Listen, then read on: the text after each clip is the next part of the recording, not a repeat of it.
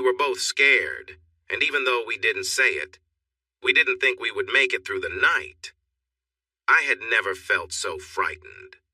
With nothing we could do, I pulled his arm around me and fought back tears. I wanted to be strong until the end.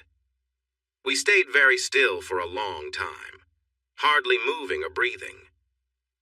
The sound of falling water surrounded us as we tried to hide from the danger.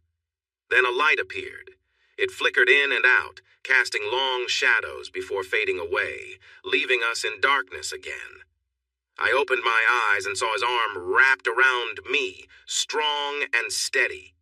It was dirty from our rush to find safety, but every hair on his arm stood up, showing he was alert to what was happening. Later, I cried out for a moment and he pulled me closer, promising that everything would be all right. The light came back, this time brighter, filling the room. We held on to each other tightly. We looked at where the light came from as it flickered, showing items like towels, shampoo, bath toys, and toothbrushes. "Dad?" I sobbed. "Shh, Theo," he said, pulling me even closer as the light filled the room forcefully. "It's going to be okay. Let me keep you safe." This time the light stayed, making the room bright, even though the house had no power. It felt like every light was on just for us. We huddled in the bathtub, filled with water as he shielded me, and the light reflected on the bathroom counter in front of us. Suddenly, flames surrounded us. The heat went from annoying to unbearable. I heard a loud scream and realized it was coming from me. The water that had protected us quickly turned to steam, making it hard for us to breathe. Once the water was gone, I felt my clothes catch fire, and I was in pain as the light grew brighter around us. Even as I felt the heat, Dad tried to cover me. I could smell something burning and heard Dad call out for my mother. He hoped he could protect me, trying to shield me with his body as we both felt lost in a world of discomfort. Everything around me was painful. There was no dark corner left. Everything was breaking apart as bright flames engulfed us, changing not just our lives, but many others as well. We stood facing each other for a long time, each of us lost in our thoughts for different reasons. "Seriously, Brian, how could you not see we were just passing time?" Ava scolded me, making me feel foolish. I started to wonder if maybe I had been a bit silly. I shrugged. "I thought we were building towards something." "Really?" she replied sharply. "If that were true, wouldn't we have moved forward by now? I mean, it's been 4 months, Brian, 4 months of your nonsense." "My nonsense."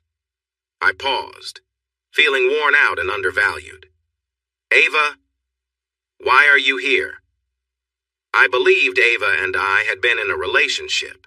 We had known each other for 4 months, and she had been my girlfriend for 3. We had met through a friend at a gathering. We had gone out several times, and while we hadn't gone all the way yet, we had shared some close moments.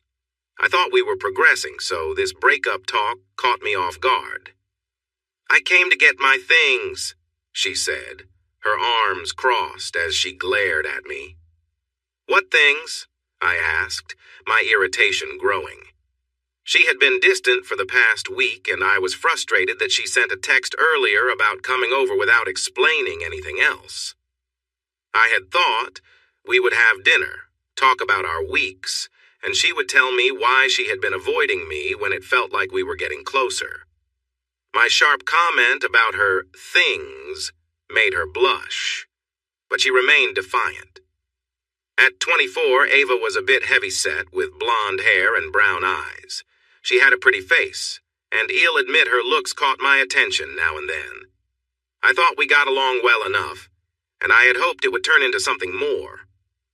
That was until I saw the look of disdain when I opened the door just moments ago. "My bag and some items. That's what I meant," she said vaguely. She wanted something from me but seemed determined to keep it vague, as she tried to get what she wanted without stating it clearly. A light bulb went off in my head.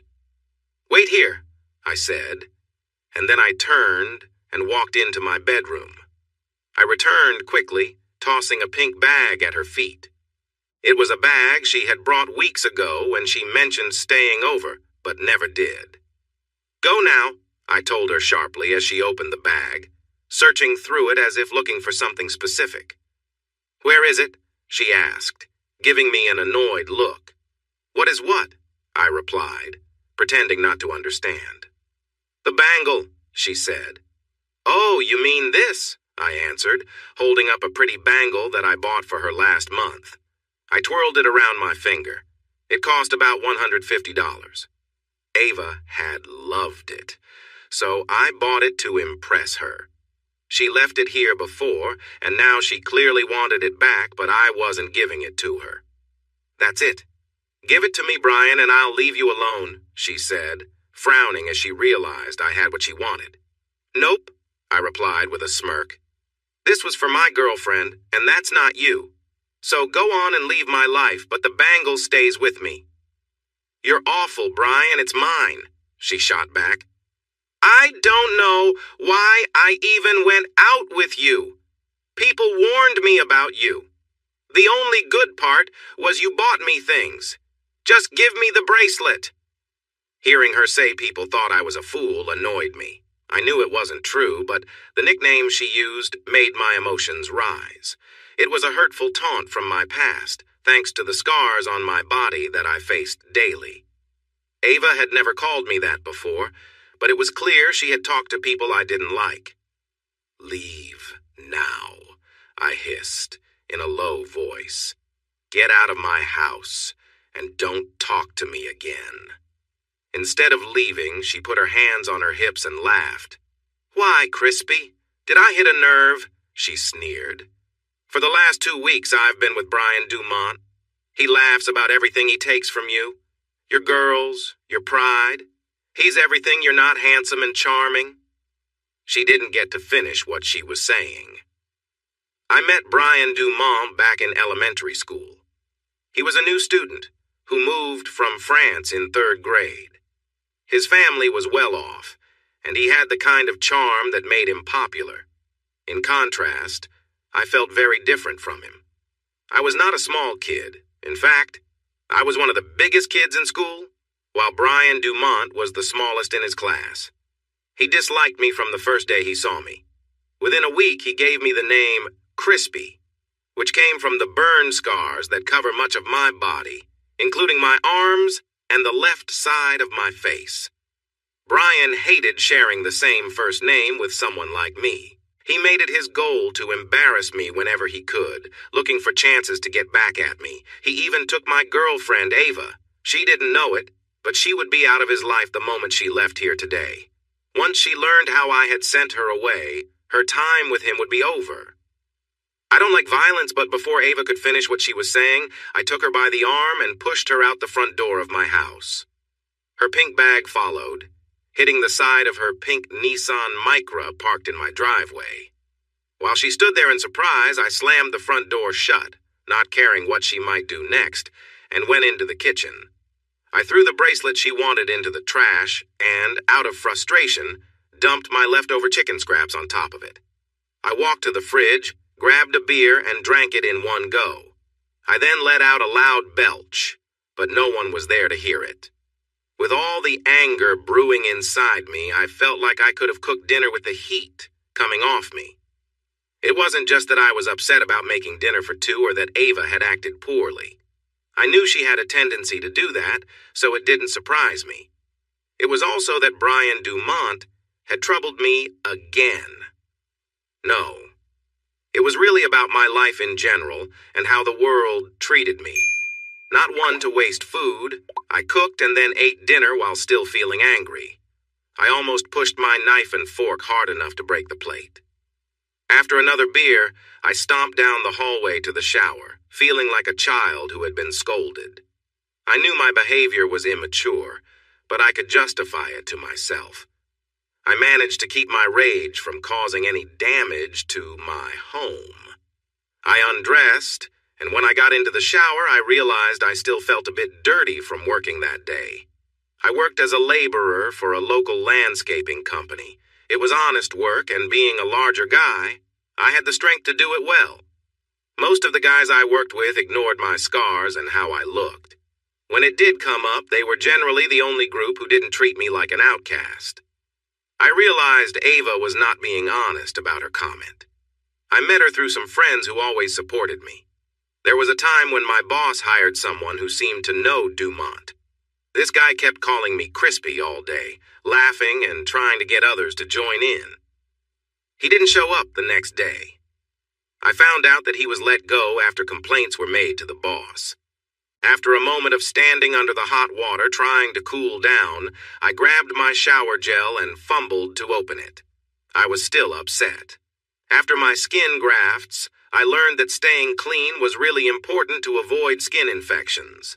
I was more likely to get infections than most people, so using soap and shower gel was necessary. When I stepped out and dried off, I looked in the mirror. Overall, I was a tall guy with a strong build. My long brown hair fell past my shoulders. At work, I tied it back. But outside of work, I let it hang to cover my face. I had a noticeable scar on the left side of my forehead, which ran down over my left eye, cheek, and mouth, finally ending on my chin and neck. My left ear had been fixed, but it didn't look quite right, so I often kept my hair over it. My chest had fewer scars, with just one spot on my left side showing where the skin graft had changed color.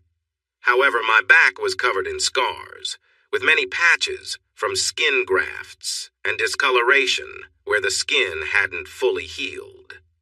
My left arm told a difficult story. It looked different from my right arm because my skin couldn't grow normally as I matured. It had a purplish look with visible veins. My right arm had lighter scars, but still showed the marks of what I had been through. Even my backside had scars that matched my back and ran down my legs. I was fit and strong, but anyone who saw me without clothes would probably be shocked. When I turned into a teenager, I started to wear long-sleeved shirts and long pants all the time. I didn't want anyone, even my family, to see my skin. You might be wondering how I got these scars and why I had such severe burns that some kids like Brian Dumont would tease me while others, like Ava, would make fun of me. Some children even ran away crying when they saw me. The truth is, it all started when I was 5. My parents went out for dinner one night, and a girl next door named Tilly, who was 16, was watching my little sister Harper and me. A fire broke out in the kitchen because the oven wasn't turned off properly. By the time the smoke alarm went off, Tilly, who was watching TV, was unable to do much. She got to my room and pulled me out while coughing from the smoke. But when she tried to go back to get Harper, it was too late. The house was on fire. Even though I was still half asleep, I ran back inside to save Harper, not fully understanding the danger. When firefighters arrived, Tilly was crying and being held back by neighbors who didn't want her to run in. They found me huddled around Harper in her room, trying to protect her as flames licked the walls. My clothes were burning, and part of my body was also on fire as I held onto her.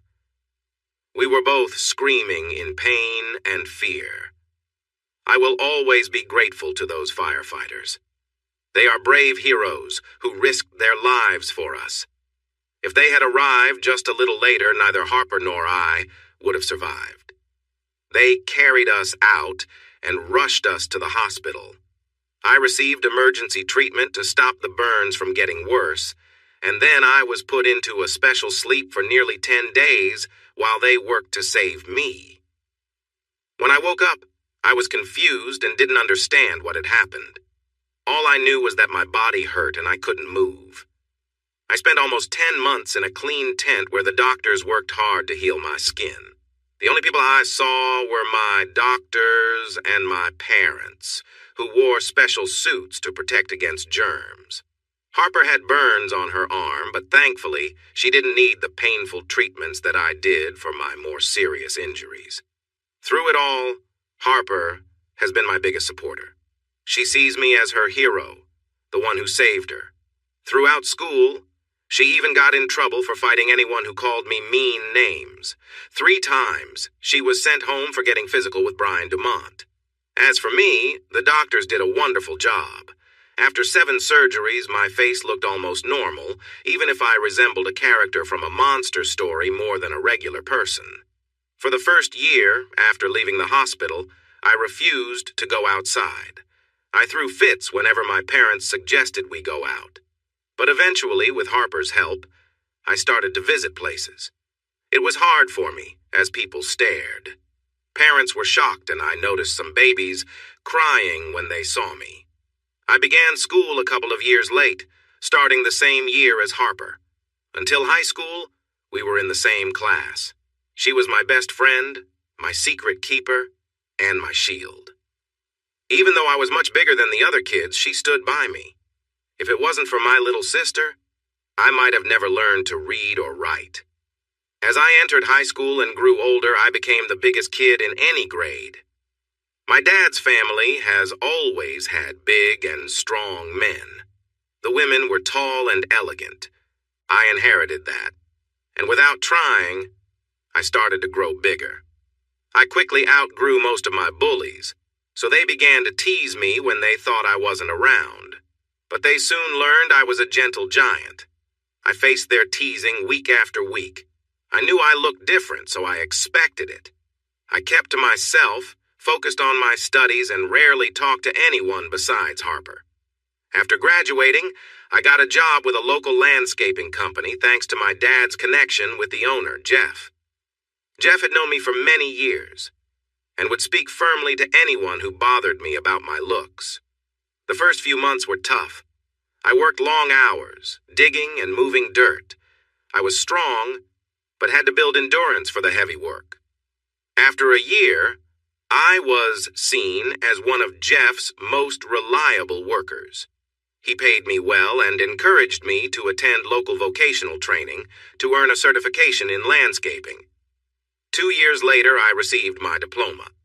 With my job, little social life, and careful spending, I saved enough money to buy a house.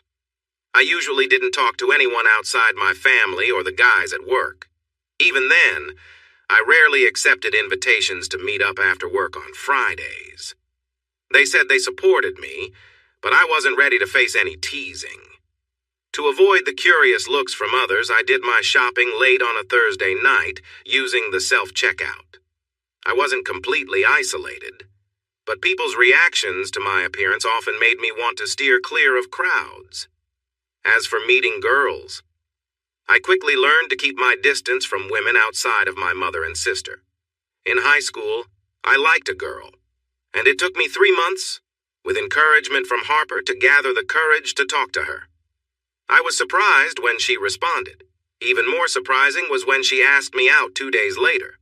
But my surprise turned to embarrassment when I arrived for the date and found her with Brian Dumont and his friends, who were laughing. When I got home early, Harper asked what happened. I didn't want to talk about it and preferred to hide in my room. It took her 3 days to get me to share the story. And the following Monday, Harper got in trouble for confronting Brian. When I got a bit older and moved into my own place, I ran into a friendly woman a few times while shopping late at night. She smiled at me, and I noticed she didn't seem too bothered by my looks. But when I mustered the courage to talk to her and ask her out, she politely let me know I wasn't her type. I got the hint. It seemed I was different. Then there was Ava. A co-worker, Brad, mentioned that his wife knew a girl who had been single for a while and wondered if I would be open to a blind date. I shrugged and thought, why not? I went to the Saturday barbecue at his house and met Ava. When I met her, I wasn't put off by her appearance. She was nice, if a bit needy.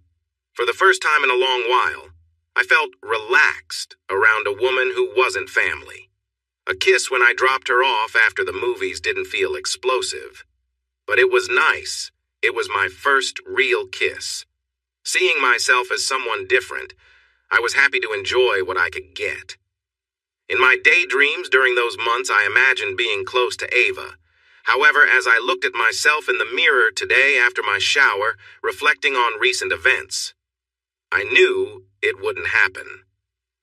I walked to my room, climbed into bed, and for the fourth time, watched an episode of The Sandman on Netflix. The character Dream felt like he could be a good friend to me, but unlike me, he was charming and attractive.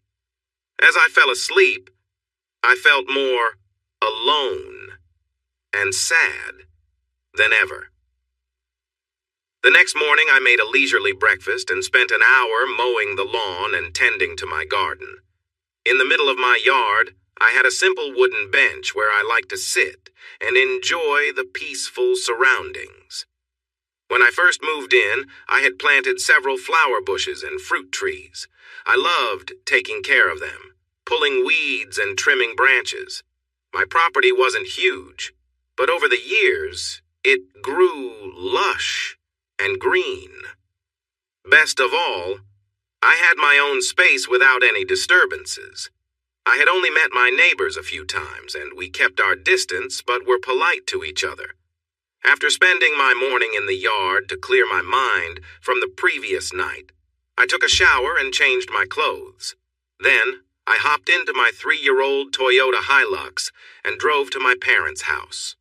As soon as I arrived, my mom, dad, sister Harper, and her boyfriend Trey noticed I seemed a bit down. They quickly tried to cheer me up. Harper laughed as I told a toned-down version of my story, avoiding any bad language for my parents' sake. "She was just not nice anyway, right?" my sister said, sounding upset for me.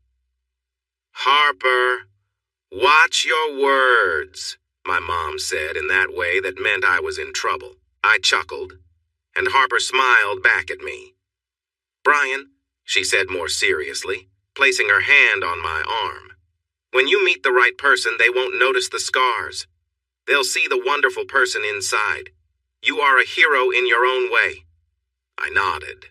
Harper often said nice things like this to me.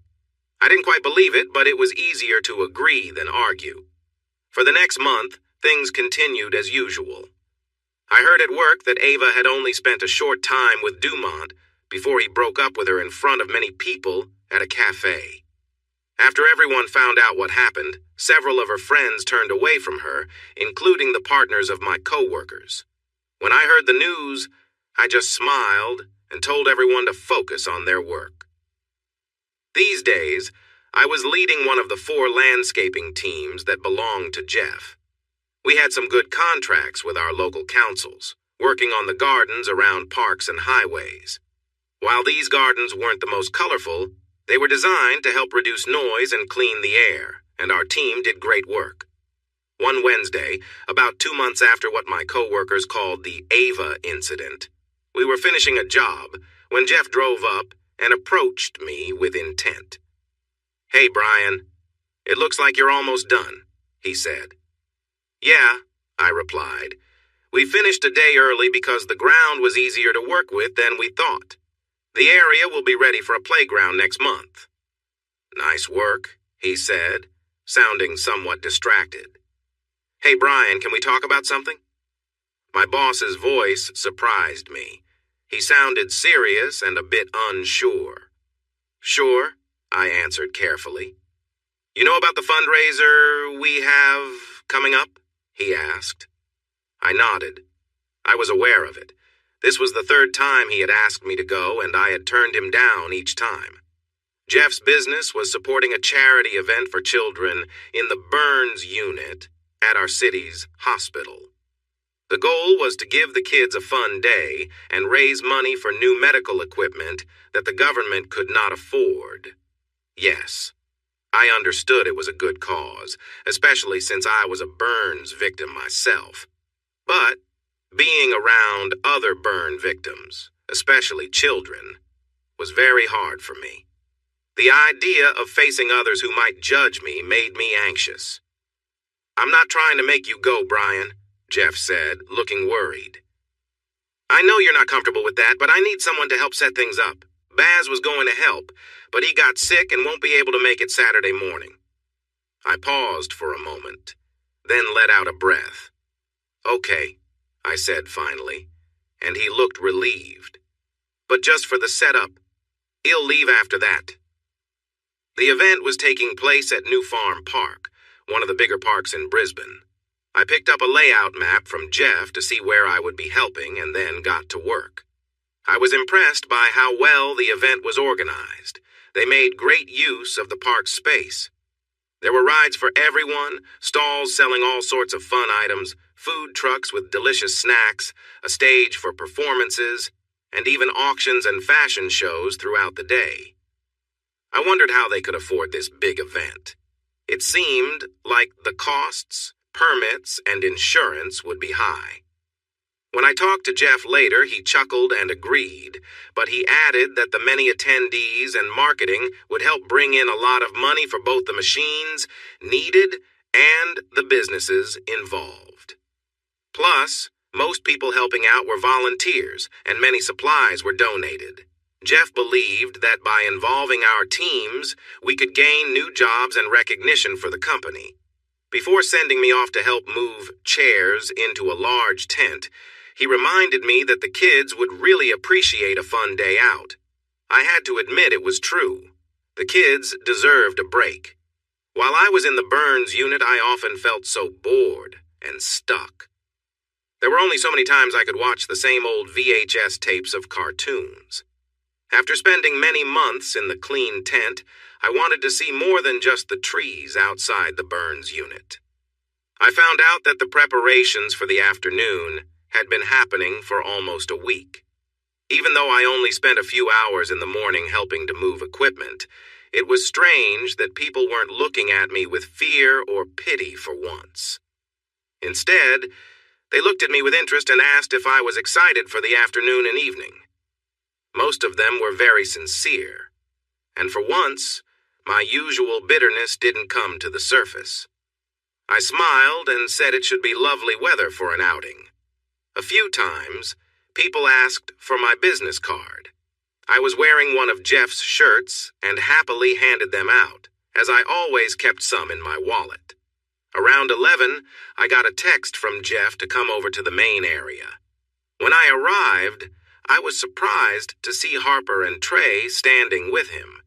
I hadn't mentioned Trey much before. He is Harper's boyfriend and one of the few guys I can easily talk to outside of family and work. He is my age, 2 years ahead of Harper and me in school. They met at university, and he didn't mind either Harper's arm or my scars. He had an older sister with Down syndrome, so disabilities didn't bother him at all. Trey usually followed my sister wherever she went. I had no doubt they would end up married one day. 6 months ago, they had moved in together, and Mom had started hinting about possible grandkids in the future, which made Harper laugh. As I walked up to the group, I hugged Harper and shook Trey's hand. "Hey, bro," Harper said with a smile. "Have you been helping out this morning?" I nodded. "Yeah, Baz is unwell, so I'm filling in. I'll be off soon." No, my sister said, shaking her head. "Here." She handed me a backpack. "This has a change of clothes. Go get changed over there and come back. You're with us this afternoon." All three of them noticed my panic. Me? Out in public? With lots of people? That wasn't something I wanted.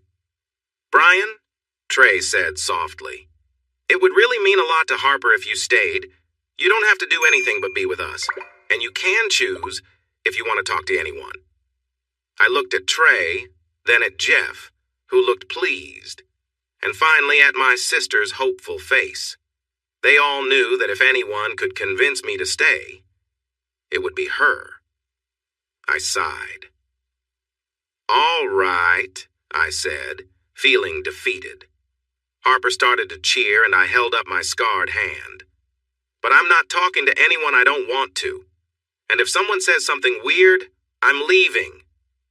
I came back a few minutes later feeling more unusual than ever. Harper had packed me a pair of jeans and a blue short-sleeved shirt that I usually only wore at home. Whenever I stepped outside, I preferred long sleeves to cover my scars.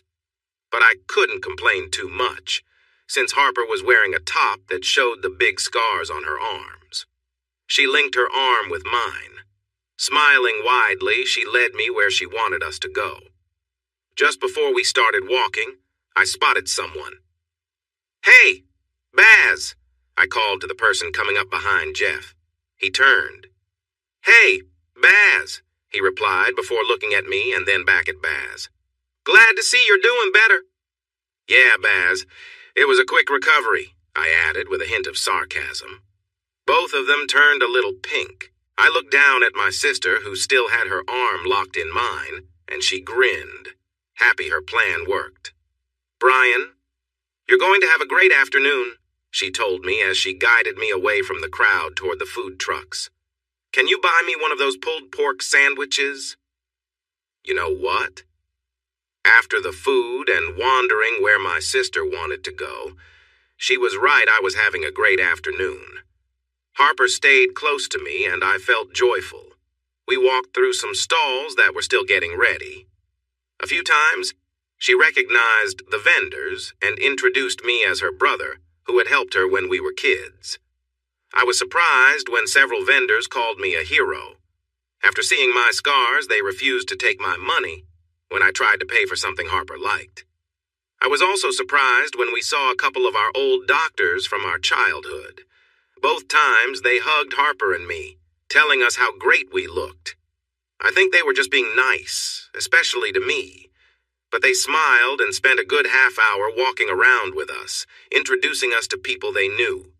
They also mentioned that I was very brave for running into a fire to save my sister and protecting her at my own risk. Once again, the vendors wouldn't take my money for our dessert. The word hero was used a lot, and while I felt a bit shy, it was nice not to be looked at suspiciously, or like I didn't belong. As the day went on, our parents arrived, and Mom hugged me tightly, as if she hadn't seen me in a long time. She told me how proud she was of me for coming out for the event. Even my dad gave me a hug and smiled. I was surprised when the word hero came up during our chat.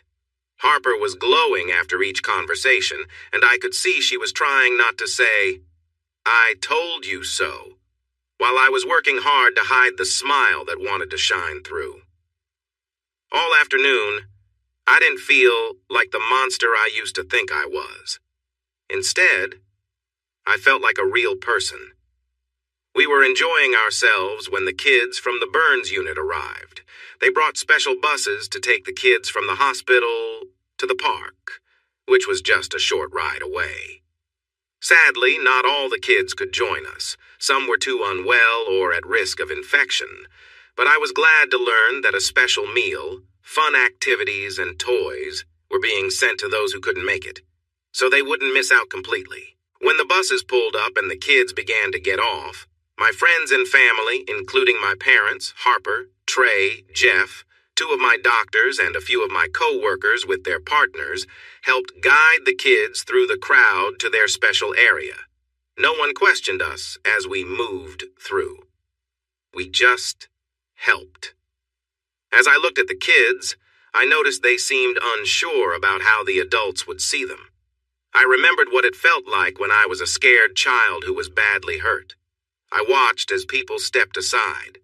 Many smiled sadly, some turned away, and I saw a few women wipe away tears as the kids walked by. Most of the kids could walk, as their burns had healed enough or were not serious enough to need much help, but some were in wheelchairs, able to come out for the day but needing assistance to move. As we walked with the kids, the crowd continued to part for us. I felt sad for those kids who couldn't play, run, or jump, and who needed help just to be here. But they were here, and the whole event was meant for them. When we got to the games area, where all the fun activities were set up, I smiled even as a tear rolled down my cheek when I saw the children trying their luck at the games. "Are you all right, Brian?" Harper asked me as I watched a group of kids playing a ring toss and winning prizes. I sniffed as I saw another group giggling while playing with a clown figure. I felt both happy and sad watching them, torn between wanting to laugh at their joy and feeling upset for the challenges they faced. I took a deep breath. "Yes," I whispered softly. "Harper, I've been so focused on myself. I mean, these kids. I could have been there for them." My shoulders drooped as I realized I shouldn't have stayed away from the burns unit. When Harper, my family, or my doctors asked me to visit, I should have gone instead of hiding. Feeling overwhelmed, I knelt down, watching as each child won a prize at the games, no matter the outcome. I felt really sad when I saw two kids, probably a brother and sister, playing a game together. The sister was in a wheelchair, and she had lost most of her hair. Her burns covered almost as much of her skin as mine did. Her brother had burns too, with both of his arms and one leg wrapped up. I couldn't help but gaze at them as Harper, who was with me, noticed where I was looking. She smiled kindly. The little girl was cheering as her brother played the game for her. He was happily accepting a big pink unicorn toy on her behalf. Both kids were smiling brightly, and I found myself swaying back and forth, remembering when Harper and I were younger. "Come on, Brian, let me introduce you," my sister said after a moment, helping me stand and walk over to the children. There was security all around the kids, since they were in the games area, and the public wasn't allowed too close while they were having fun. But Harper knew them, and the three of us, including Trey, were allowed to go through right away. "Hey, Tim. Hey, Sonia," Harper said with a big smile. "How are my favorite twins?" Both kids turned at Harper's voice, and their faces lit up with huge smiles. "Harper!" they both shouted together. "Look, Harper," the little girl said, holding up the unicorn. "Tim won me this toy." "You're such a good brother, Tim. Sonia is lucky to have you," Harper praised the boy. I stood quietly, unsure of what to say. Then Tim and Sonia noticed me, standing behind Harper, and their eyes widened. "Who are you?" Tim asked, looking me over. "You look like us, but bigger." Harper laughed and reached for my hand. "Do you remember when I told you about my big brother, who saved me from the fire when I was your age?" she asked, and they both nodded. "Well, this is my hero, my big brother Brian." I bent down and shook Tim's hand, and with the nurse's permission, I gave Sonia a friendly kiss on her cheek. "Are you really the Brian?" Sonia asked, amazed. I looked at Harper, and she smiled back at me. I nodded. Her burns were similar to mine. Harper told me later that she had already gone through several surgeries. With new advances in care, she would likely look better in time, even though it would still be hard for her. "Tim was brave like you, Mr. Brian," Sonia said. "He saved me when our house caught on fire. Tim is my hero." I glanced at Tim, who was beaming but then turned serious. "But I couldn't save Mom and Dad or Steph," he said, his face showing sadness as they both looked like they might cry. "Hey now," I said, trying to hold back my own tears. "Let's not focus on the sad things. How about we think of something happy?" "Like what?" Sonia asked, her nose sniffing as she remembered their family. "Well," I replied, pausing for a moment to think, "how about meeting some new friends like me?" Tim and Sonia tried to smile, and then a new idea came to me. "I know," I said, with a grin, recalling something that always made me happy as a child in the hospital. "I saw an ice cream truck back there. I love chocolate mint ice cream. How about you, Tim?" The young boy nodded eagerly. "Yeah, that's my favorite too." "And you, sweet Sonia?" I asked the little girl. She hesitated, unsure if she should smile. "I like strawberry." "Then it's strawberry for our brave princess," I said, as if that were the best choice. Harper and I took the kids to get ice cream, enjoying the treat together.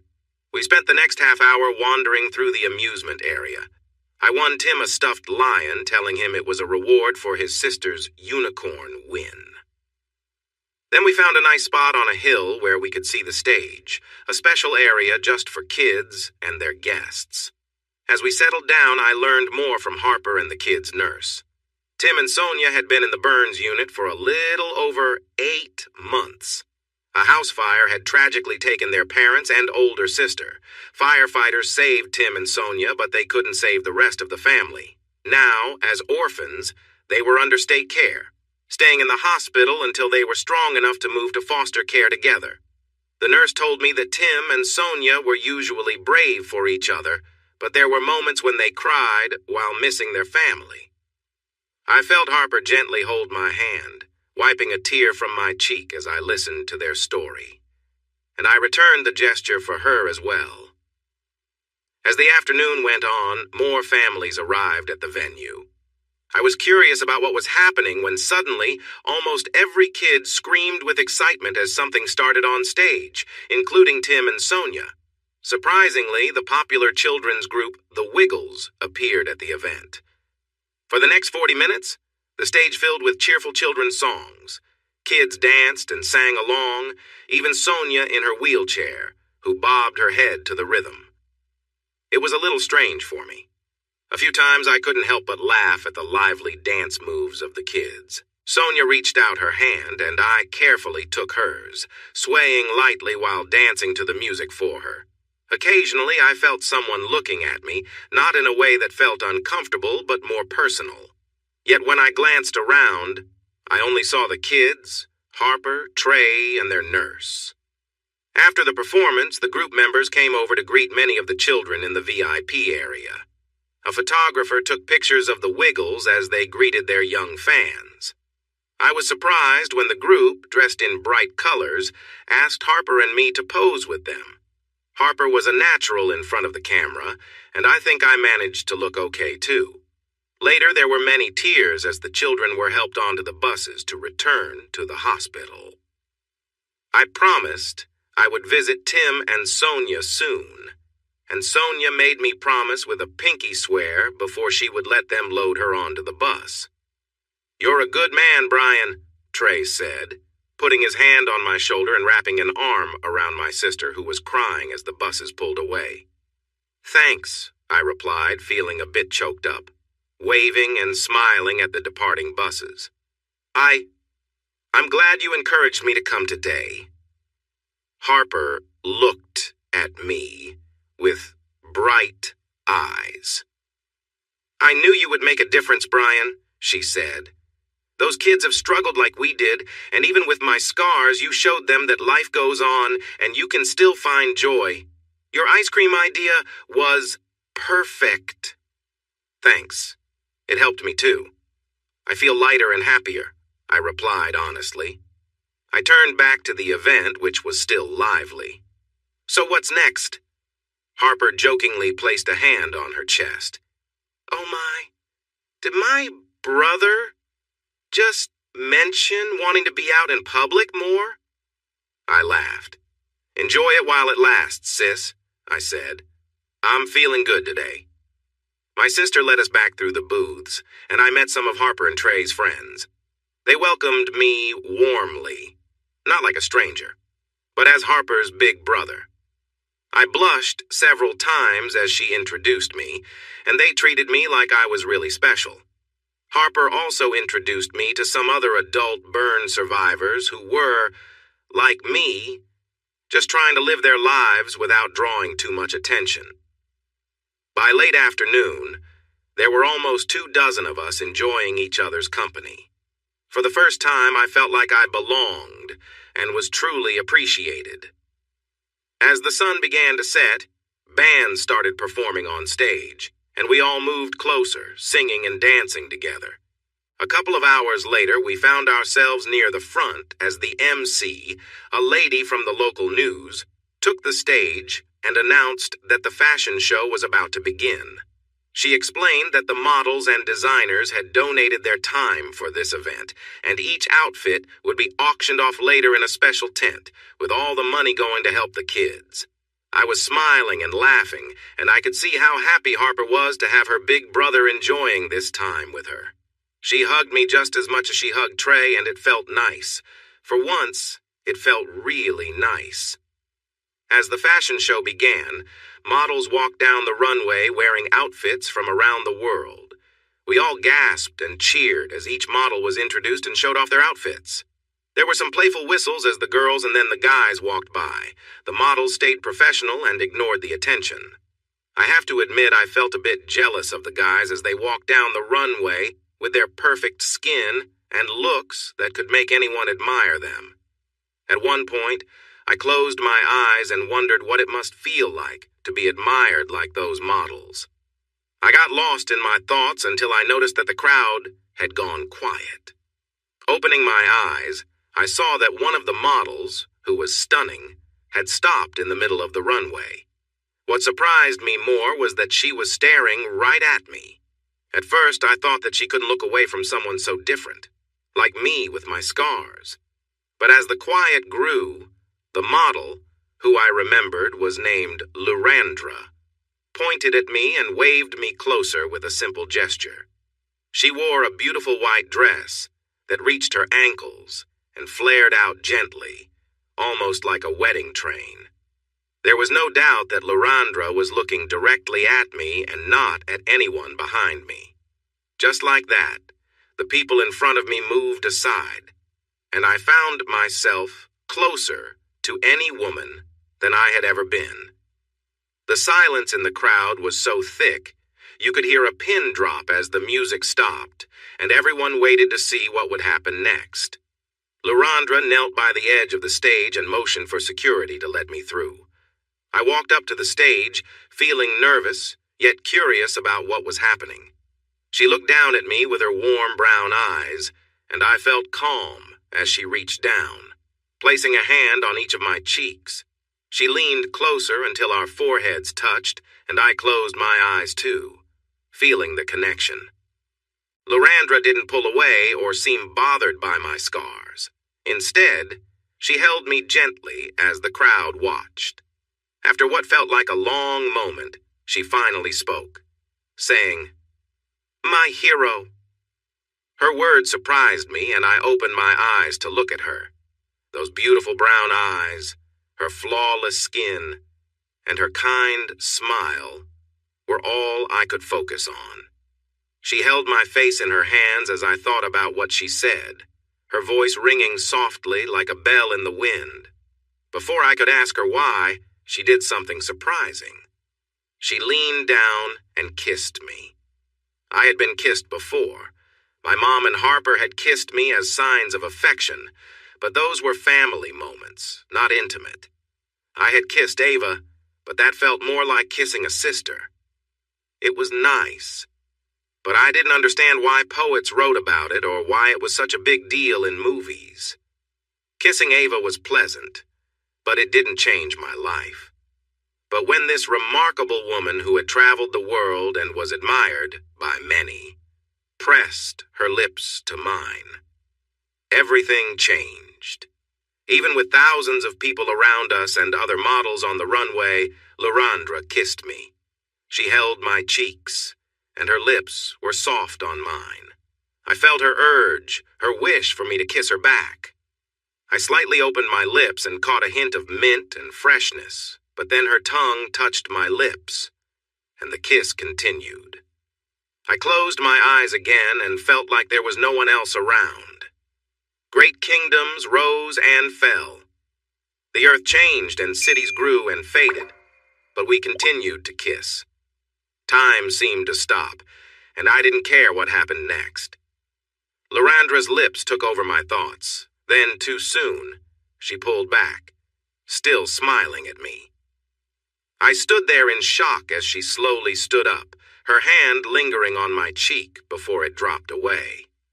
I watched her walk away confidently, as if nothing had happened.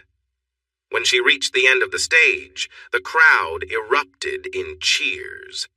but I barely heard it, still lost in the moment.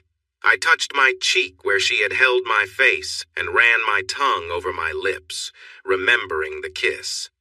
The rest of the evening passed in a blur. People I didn't know patted my back and congratulated me. I recognized Harper, Trey, Mom, Dad, Jeff, Baz, and a few others talking to me. But I couldn't remember what they said or how I responded. When I got home, I fell straight into bed. As I drifted off to sleep, I wondered if the whole thing had been a publicity stunt. An international supermodel calls out the most noticeably scarred person in the crowd, kisses him in front of everyone, and then walks away.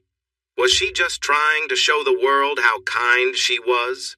It would definitely make the news and help her earn more money. Yet when she called me my hero, when she touched me, when I saw the look in her eyes, and when she kissed me, it didn't feel like a stunt for attention. It felt real, like there was a connection between us. After that, I fell asleep, feeling happy. I had my first real kiss, and I began to think that maybe someday I could have a life with a special woman. The next morning was Sunday, my day to sleep in, but by 7:30 my phone kept ringing. After the third buzz on my bedside table in just a few minutes, I picked up. "What?" I said, not even caring who was calling and waking me from a nice dream about a famous supermodel. "Bro, are you up?" My sister Harper's excited voice came through the phone. "Harper," I said, annoyed. "It's Sunday and it's only 7. I glanced at the clock. 33. Why are you calling me? "You're on every channel, Brian," Harper said, ignoring my irritation. "Turn on your TV." I groaned, but reached for the remote and turned on the TV. It showed one of those morning talk shows that discuss news and the latest gossip. This time, they kept showing a clip of me. Well, not just me, but the kiss Lorandra gave me. I turned up the sound. One of our top stories this morning. Yesterday was a big fundraising event for burn victims in Brisbane's new farm park. The event raised nearly $600,000 for medical equipment, much of which will help children. But the big question is, who is the man that international supermodel Lorandra stopped a whole fashion show for? The unidentified man was called up and kissed in front of nearly 2,000 people. This morning in entertainment news, we will explore Lorandra's rise to fame and try to uncover who this mysterious man is that she called my hero. In other news, I was shocked. I had never wanted the spotlight, and I had never met a supermodel before, let alone been noticed by someone so beautiful. "Brian, are you still there?" Harper asked. "Yeah," I replied absent-mindedly. She giggled. "Trey says you looked really cool in the clip," she teased, making me chuckle. "Well, I did get to kiss a really amazing woman," I said, smiling as I remembered her lips. "I think he's just a bit jealous that he only gets to kiss you." "Hey," she replied playfully. "I might not be a supermodel, but I know how to make my man happy." "Too much information, Harper," I chuckled. "Really too much." We chatted a bit more and wondered why Lorandra had noticed me in the crowd. Our conversation was interrupted when Mom and Dad joined me on a conference call to share some news. After another half hour in bed, I decided I wouldn't be getting any more sleep and got up. I spent a relaxed Sunday at home and even caught a few glances from my neighbors while mowing the front yard. For the first time, when they looked at me, I didn't look away. I smiled and waved, and they smiled back. Maybe it wasn't so bad to be noticed. On Monday, at work, we started a new public park project that Jeff had gotten approval for. The media had found me again, and soon I was surrounded by reporters with cameras as I got out of my truck. "Is it true that you're dating Lorandra?" one asked. "How long have you two been together?" another inquired. I felt stunned and just stood there for a moment. I instinctively started to pull my sleeves down to cover my arms. One reporter noticed and quickly asked, "How did you get your scars?" "Hey," Jeff called out as he got out of his truck and came over to me. "Leave Brian alone." "Mr. Webb," one reporter pressed, "how long have you known about the relationship between Mr. Other and Lurandra?" Jeff's expression turned serious. "Listen up, everyone," he said firmly. "What relationships Brian has or doesn't have are none of your business. He's a great worker, one of my best, and right now you're getting in the way. Unless you want to face complaints for bothering him, I suggest you leave and let us do our jobs." With that, Jeff took out his phone and snapped a picture of the group of reporters, making sure to capture their logos. He then led me back to his truck, giving a quick look at the reporters lingering around. "Just ignore them, Brian," he said. "They're just looking for a story, but they'll hopefully leave us alone. Are you all right?" I nodded and didn't say anything. Jeff smiled before walking away to let me focus on my work. While I felt normal over the weekend, the reporters' questions made me feel embarrassed and unworthy of their attention. In a matter of minutes, my confidence had vanished, and I couldn't understand why. The questions weren't overly harsh. Still, I felt like I wanted to hide. I spent the rest of the day focusing on the tasks at hand. The team seemed a bit careful around me. I could tell they wanted to ask about the weekend, but one look from Jeff made them hold back any questions. The video of me at work didn't make its way to the news like the first kiss did, but a few articles popped up online with photos of me at work and a close-up of the kiss. I usually try not to read comments about my life, but this time, I couldn't help myself.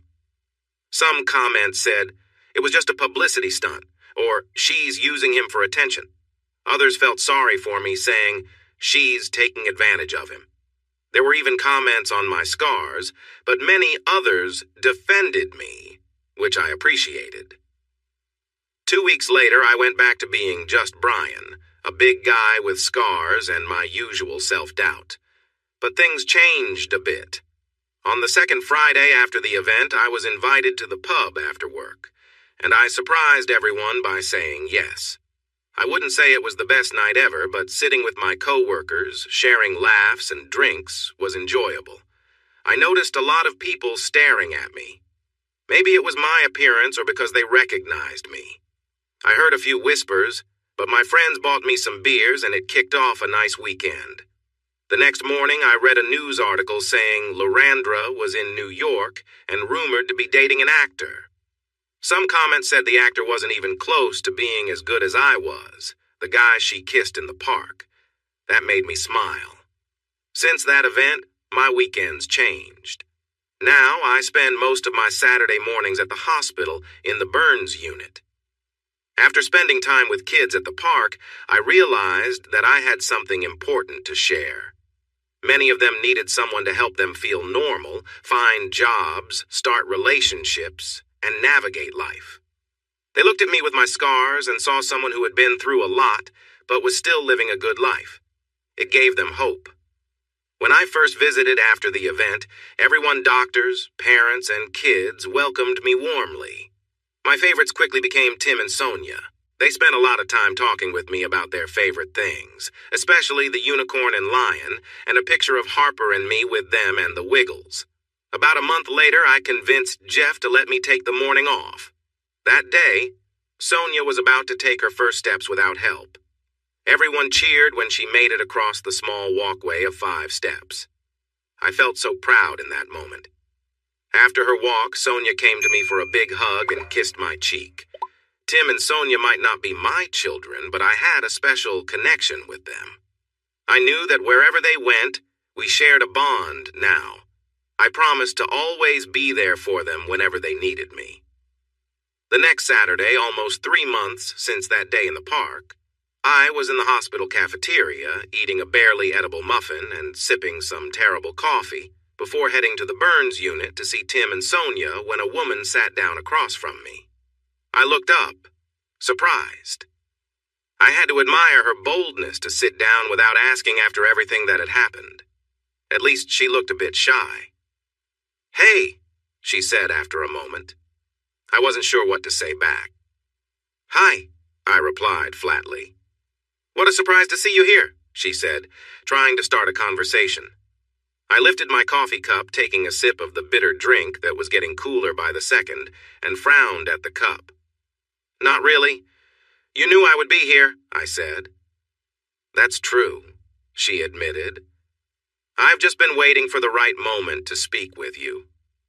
I sighed, thinking about the ups and downs of the last few months, the growing friendship with Tim and Sonia, feeling more comfortable around others, and how my co-workers encouraged me to open up. I remembered that day in the park when everything changed, and then focused on the woman in front of me. I stood up, tossed the muffin and coffee cup in the trash, and walked out of the cafeteria towards the Burns unit, leaving her behind, surprised that I would just leave.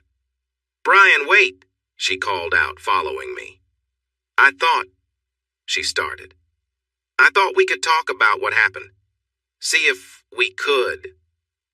"About what?" I interrupted, feeling angry and turning to look at her, ignoring the people around us. "Do you really think after everything I would welcome you back and say, 'It's all okay'? You didn't mean to hurt me?" "Is that what you expect?" I told her, noticing the worry on her face. "Well," she responded, "not exactly like that, but Brian, we could, I mean." "No," I interrupted, starting to walk away again. "Come on, Brian," she said, still following me. "Look at you. You're so much more confident now, and you're in public. You've even been on the news. What could it hurt?" "Ava," I said, turning back to her with anger, "you treat me badly when we were together, only using me for what I could give you. Then you went and got close to one of the few people I truly dislike. Why would I ever want to be around you again?"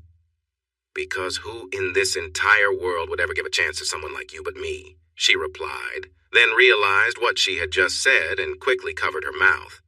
I stared at her for a moment. "Brian, I didn't mean," Ava said, her eyes wide. I stepped toward her, straightened up to my full height, brushed my hair off my face, and looked down at her. I felt proud of my scars, standing tall while I looked at her like she was something unappealing. "So what?" I said coldly. "Good old Brian Dumont got tired of you after he got what he wanted and then left you when it was over. You saw me get some attention on the news and thought maybe I would want you back. But I think you really meant what you said. Is that how you see me? Worse than what you are?" She looked away, showing shame, which confirmed my statement. "Just so you know, Ava, it's not that you're not slim that keeps people from wanting to date you," I told her, now with a softer tone. "It's that you can be difficult to be around." I continued. "Thanks to my experience in the park, I know that I have worth that goes beyond my scars. There are people who care about me, and someday I will meet a woman who sees the real me, not one who just settles because she's afraid of being alone." I took a moment to relax, as I noticed she looked like she was about to cry. "Look, Ava," I said gently, "there will never be anything between us again. You damaged that when you ended our relationship. I don't want to hate you. Just take care of yourself, stay away from people like Dumont, and next time you find someone interested in you, try to look beyond any flaws he has and show him that you can be a better person. Be a better person." She lowered her head and nodded sadly. I'm sorry, Brian. I really am. I'll try to do better." "That's all anyone can ask," I said, smiling at her, even though I didn't feel like it. We said our goodbyes, and Ava walked back slowly to the cafe, as if the world had weighed her down. Maybe something I said would help her. As for me, I felt both good and sad after our talk. I had never stood up for myself like that before, but hearing Ava's thoughts about wanting someone to care for me still made my heart hurt. A few minutes later, I arrived at the Burns unit. I put on a brave face and went inside to spend time with others who, like me, had to fight to be accepted despite their appearances. Not long after, I was sitting with Sonia and another girl, Megan. We were reading a story together when Sonia noticed I was down. "Mr. Bryan, are you okay?" she asked in her soft voice. Sonia was still in special bandages from her burns, but she could now move a little, which made everyone happy. "I'm fine, sweetie," I replied. "Why do you ask?" "Because you seem sad today," the wise little girl said. I realized that kids can see more than we think. Sonia could see through my efforts to appear happy. I leaned back on the couch, closed my eyes, and listened to the activity around us. I could hear kids playing with toys and games. Some were with their parents, friends, or nurses, while others sat quietly, dealing with their challenges. The mood in the room shifted between hope and sadness. Anyone who spent time here couldn't help but be affected by it. As I sat with Sonia and Megan, I took a moment to think about how to answer Sonia's question. When I opened my eyes, I smiled at my little friend, a fellow burn survivor who would face many of the same challenges I had. I promised myself to support her and her brother as much as I could in the future. "I guess you're right. Today I'm feeling a bit sad," I admitted. "But why, Mr. Bryan?" Megan asked, no longer focused on the book we were reading. "Because sometimes people can be unkind," I told the girls, and they nodded in understanding. On the way here today, someone who was unkind to me before tried to talk with me. Today, when I talked with her, she again used words that felt hurtful to me. "We don't look like other people," Sonia said wisely, then glanced to the side, distracted by someone sitting behind us. "No, we don't," I agreed. "But just because we look different doesn't mean it's fair for others to treat us as if we don't have feelings, dreams, and hopes like everyone else. Unlike others, we have to be braver because some might think they understand our struggles and feel sorry for us. But it's up to us to show them how to be better." I paused, trying to find the right words when a voice echoed in the room.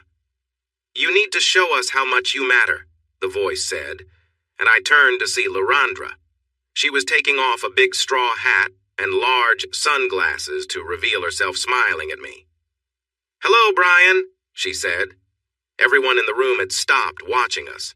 Sonia looked confused while Megan was bouncing with excitement. "It's her, Mr. Bryan.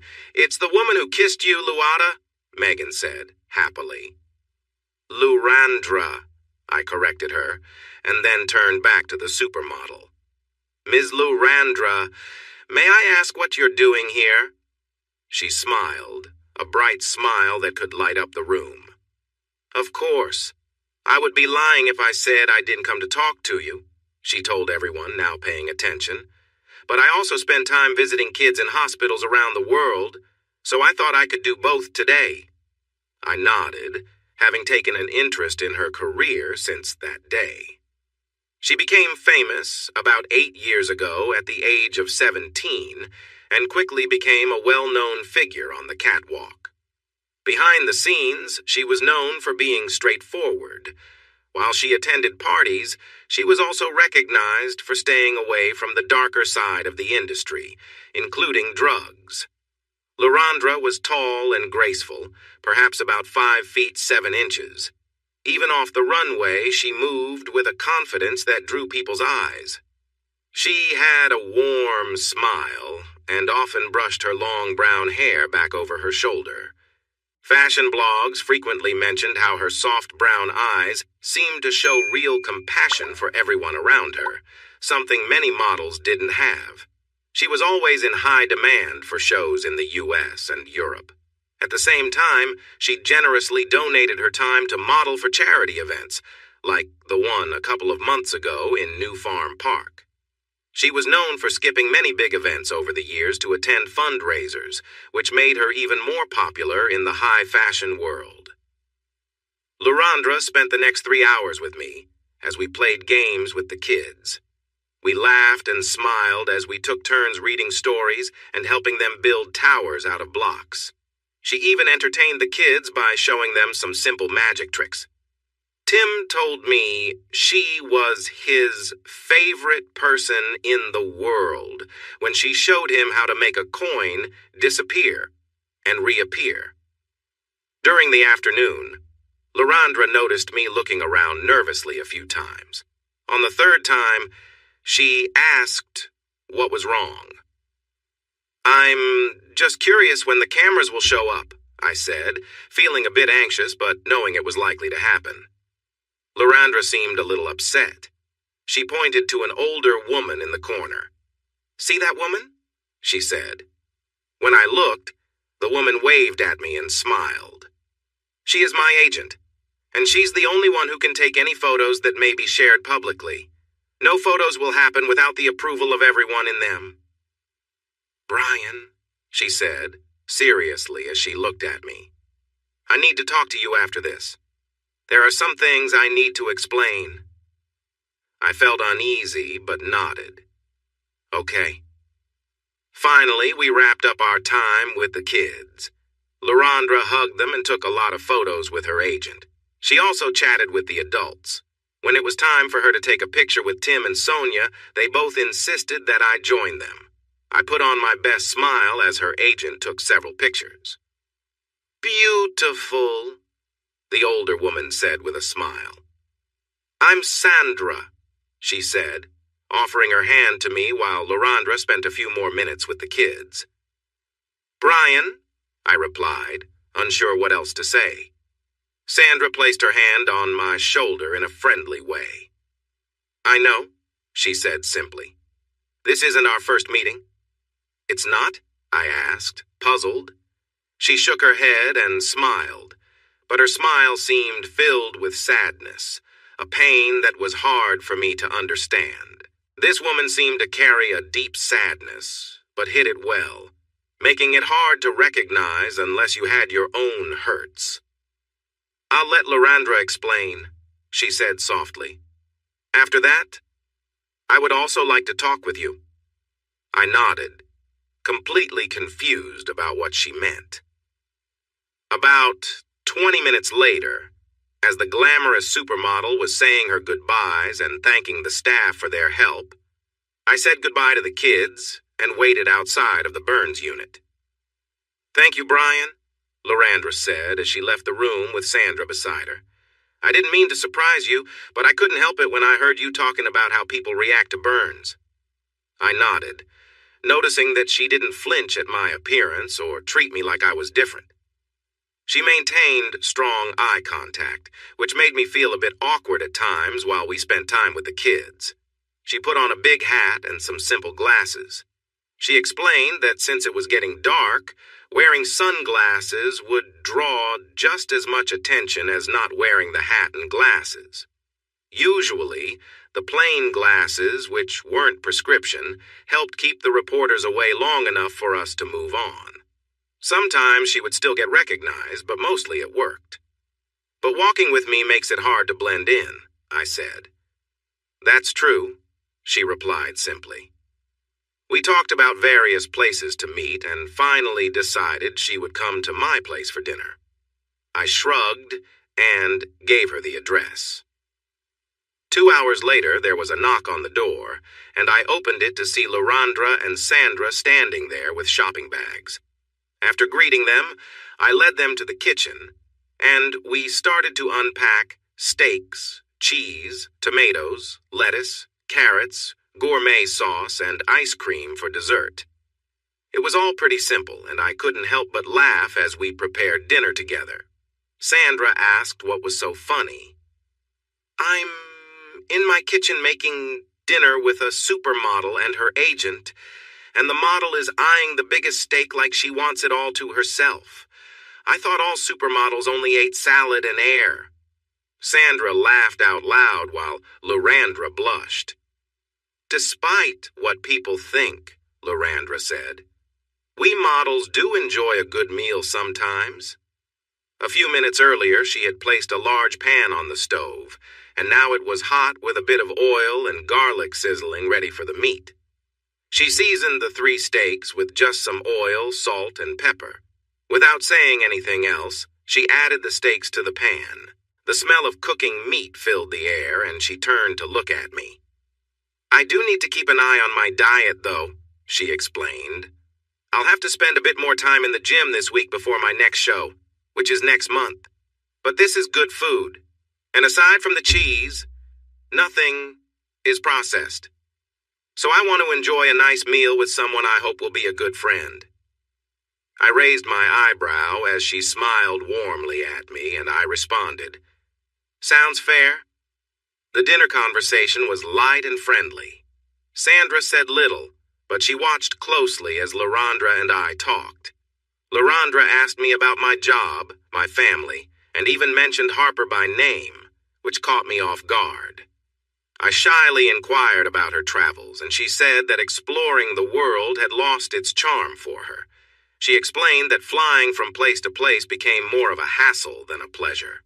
I nodded as if I understood, but honestly I didn't. I had never been on a plane.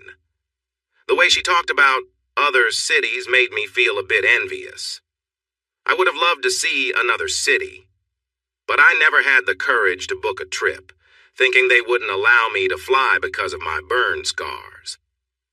After dinner, Sandra suggested we go to the lounge to chat while she cleaned up and made dessert.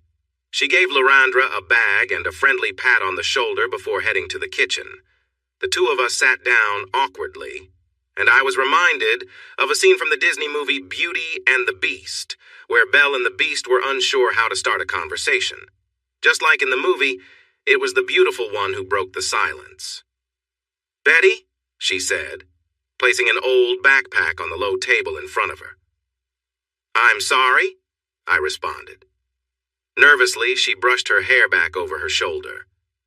My real name is Betty, not Lorandra, she said with a small smile. I leaned back and nodded, saying her name softly. Would it be okay if I told you a story? She asked. In that moment, I could feel something in the air. It felt heavy and serious, like a storm was building. Strong emotions filled the space, even before she began her tale. Of course, I replied, swallowing as my throat suddenly felt dry. She nodded and started telling a story that seemed to change everything for us. When she was born, everyone was happy. She was the second child for her parents, and her big brother Theodore was a caring 4-year-old. He was old enough to help with small tasks like getting diapers or bringing bottles when their mother couldn't breastfeed. Betty was a charming baby with big brown eyes that would later become part of her signature look. As she started to notice her surroundings, the first person she recognized was Theo. Her parents were there too, but Theo always did silly things that made her laugh. When Betty learned to roll over, her mother told her how Theo would roll on the ground with her until it was time for a nap. When Betty was ready for solid foods, Theo enjoyed feeding her mashed apples and vegetables. He was the one who helped her take her first steps, while their parents watched with pride. He also helped put a Band-Aid onto her knee the first time she fell off her little tricycle and cried. Theo was the best big brother anyone could ask for, and no one could disagree.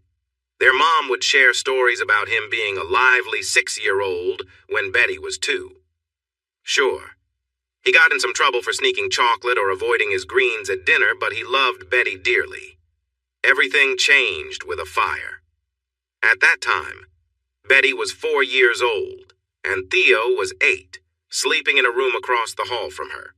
In the evenings, he filled her head with stories about school and how she would join him the next year to learn to count, spell, and read the bedtime stories they enjoyed with their parents.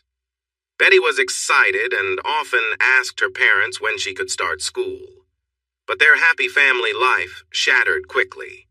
Their home caught fire because of their neighbor, who did not store dangerous chemicals properly. The flames spread rapidly from the neighbor's house to theirs before anyone realized what was happening. Betty's father woke up to the smoke alarm and broke their bedroom window to help his wife escape. He then ran to get Betty, carrying her through the smoky hallway where everything was dark. He handed her to her mother and, with a loving farewell, rushed back into the flames to look for Theo. Holding Betty tightly and with cuts on her arms from the glass, their mother cried out for her husband and son when the firefighters arrived, but it was too late for them to enter the building as both homes were heavily on fire and at risk of collapsing. For more than 30 minutes, the brave firefighters worked to control the blaze. Once it was safe enough, they entered the still warm remains of both homes. In the neighboring house, they found the body of the man who had mishandled the chemicals. In Betty's house, they searched for her father and brother. Her father, despite being badly hurt, had somehow helped young Theo into the shower and turned on the water, using his own body to protect the boy. Though their father had sadly passed away, Theo had miraculously survived. He was found holding on to life in the ruins of their home, protected by the water and his father's shield. However, Theo had suffered serious injuries. Theo, who brought joy to his little sister, fought to stay alive for almost 3 weeks. Like me, he stayed in a special tent, while Betty and their mother could only visit him for brief moments. He had many tubes and wires attached to him, and he tried not to cry whenever his little sister came to see him. At just 4 years old, Betty said she didn't remember many things, but she could recall how brave her big brother was. Over the years, their mother would share stories about Theo's strength and how proud she was of their father. One Tuesday afternoon felt like any other, but for Betty and her mother it was different as they visited Theo. Unbeknownst to Betty, the doctors had just told their mother that Theo was not going to survive. She held strong as they stood by Theo's side, while the doctors made changes to help ease his passing. "Hey," Theo whispered softly, his eyes bright as he looked at Betty.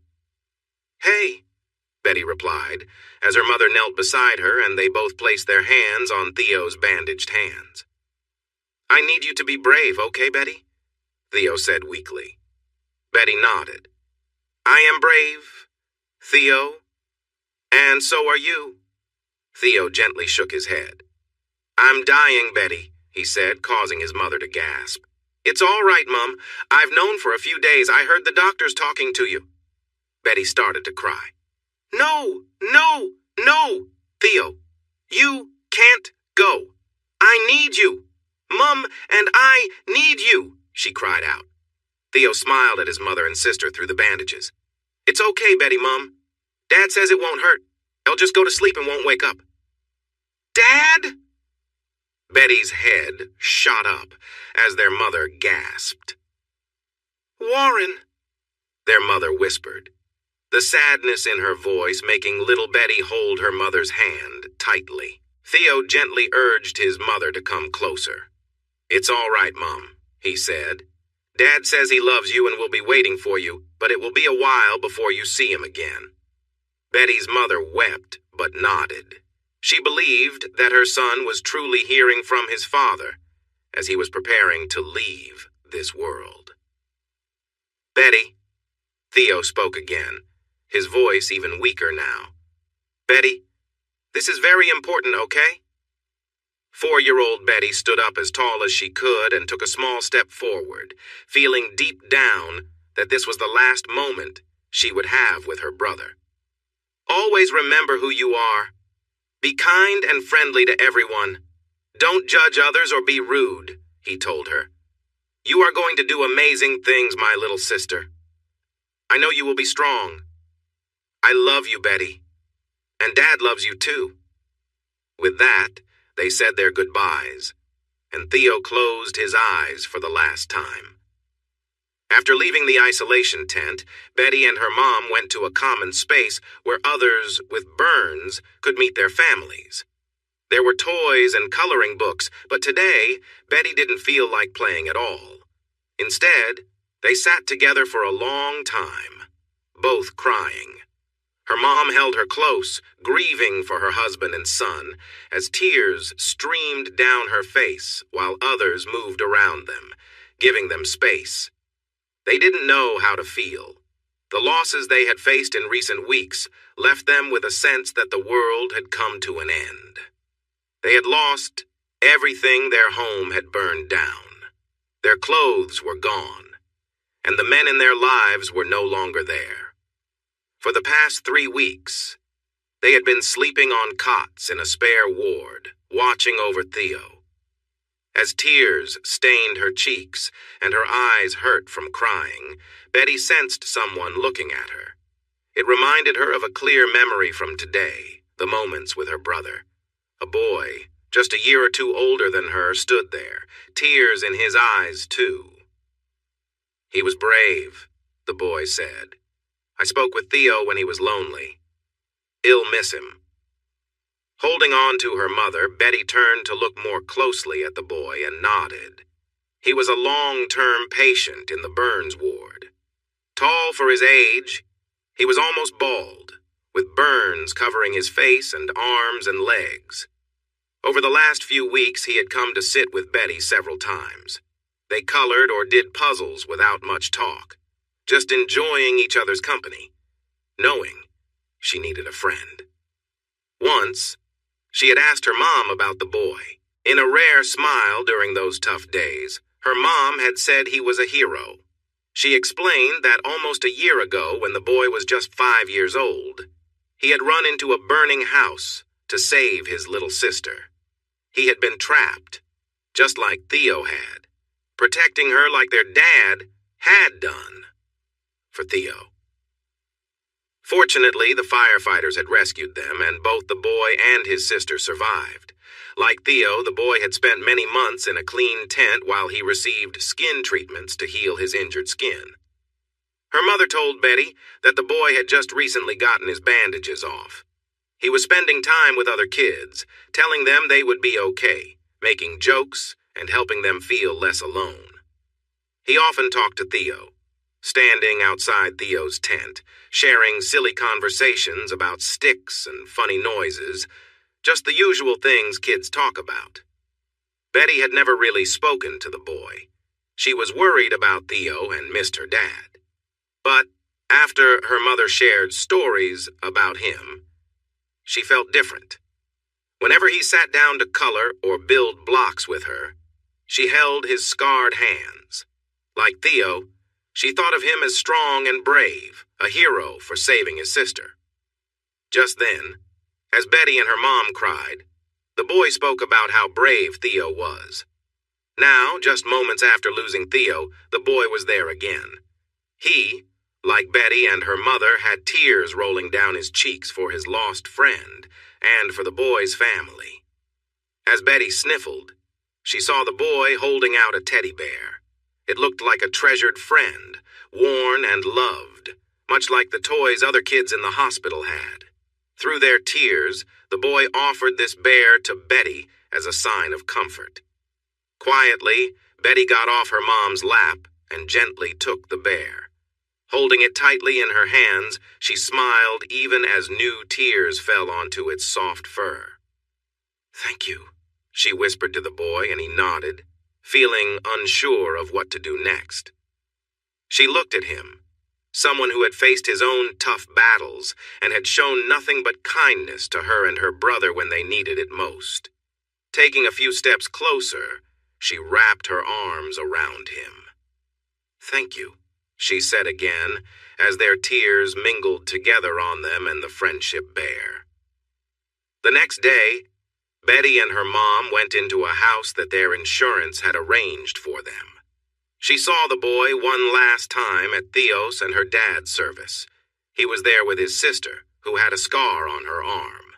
But the girl held on to the boy tightly, just as she would have clung to Theo, while their parents stood a little ways behind them.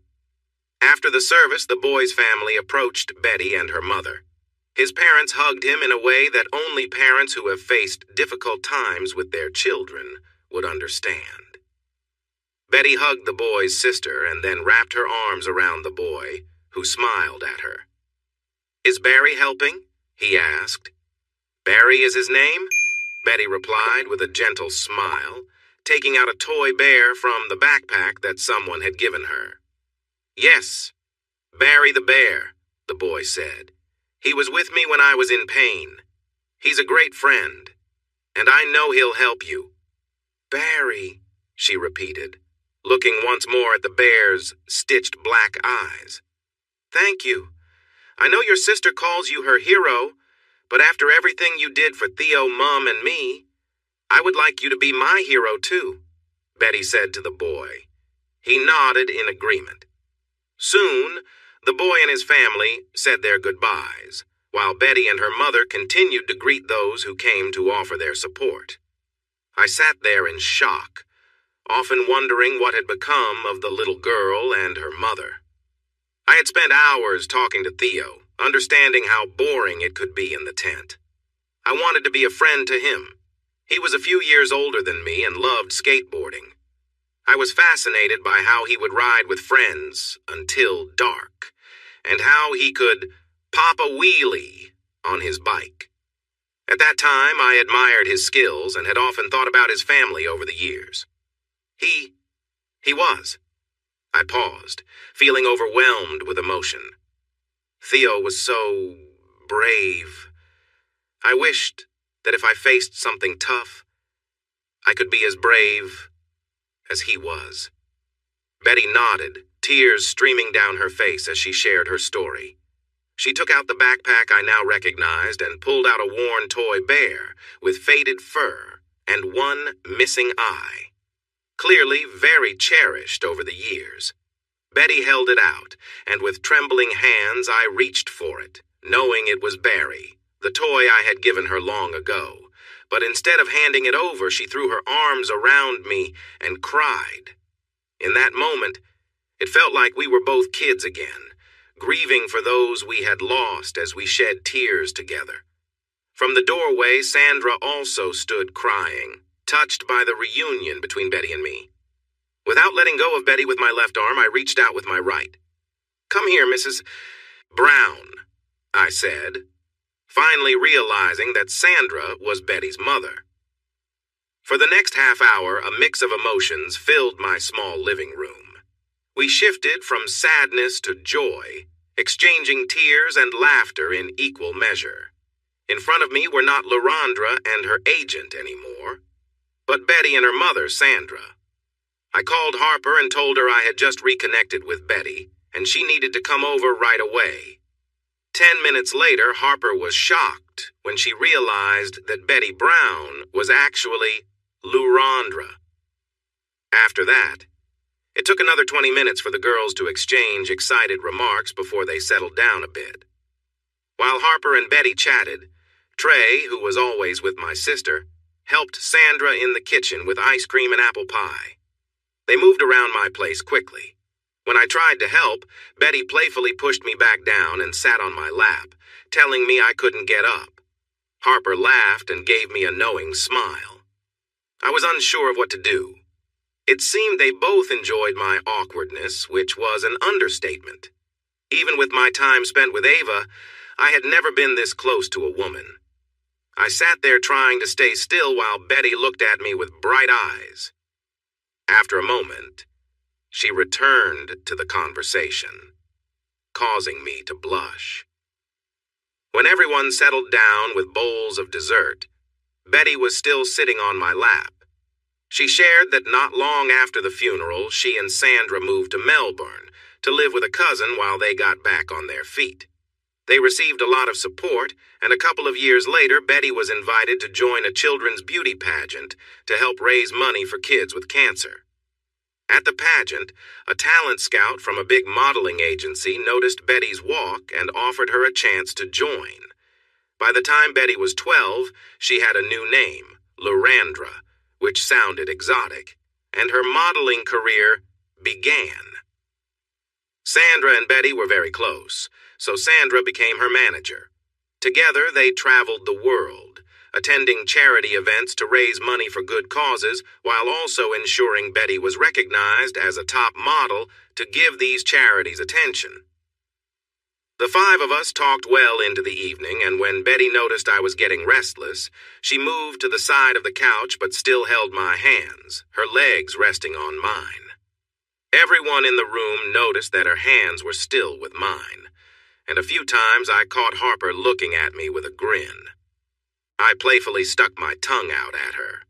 With less than an hour before midnight, Harper and Trey decided to head home, and Sandra mentioned that she and Betty should do the same. Betty got up slowly, stretching like a cat, aware that everyone was watching her.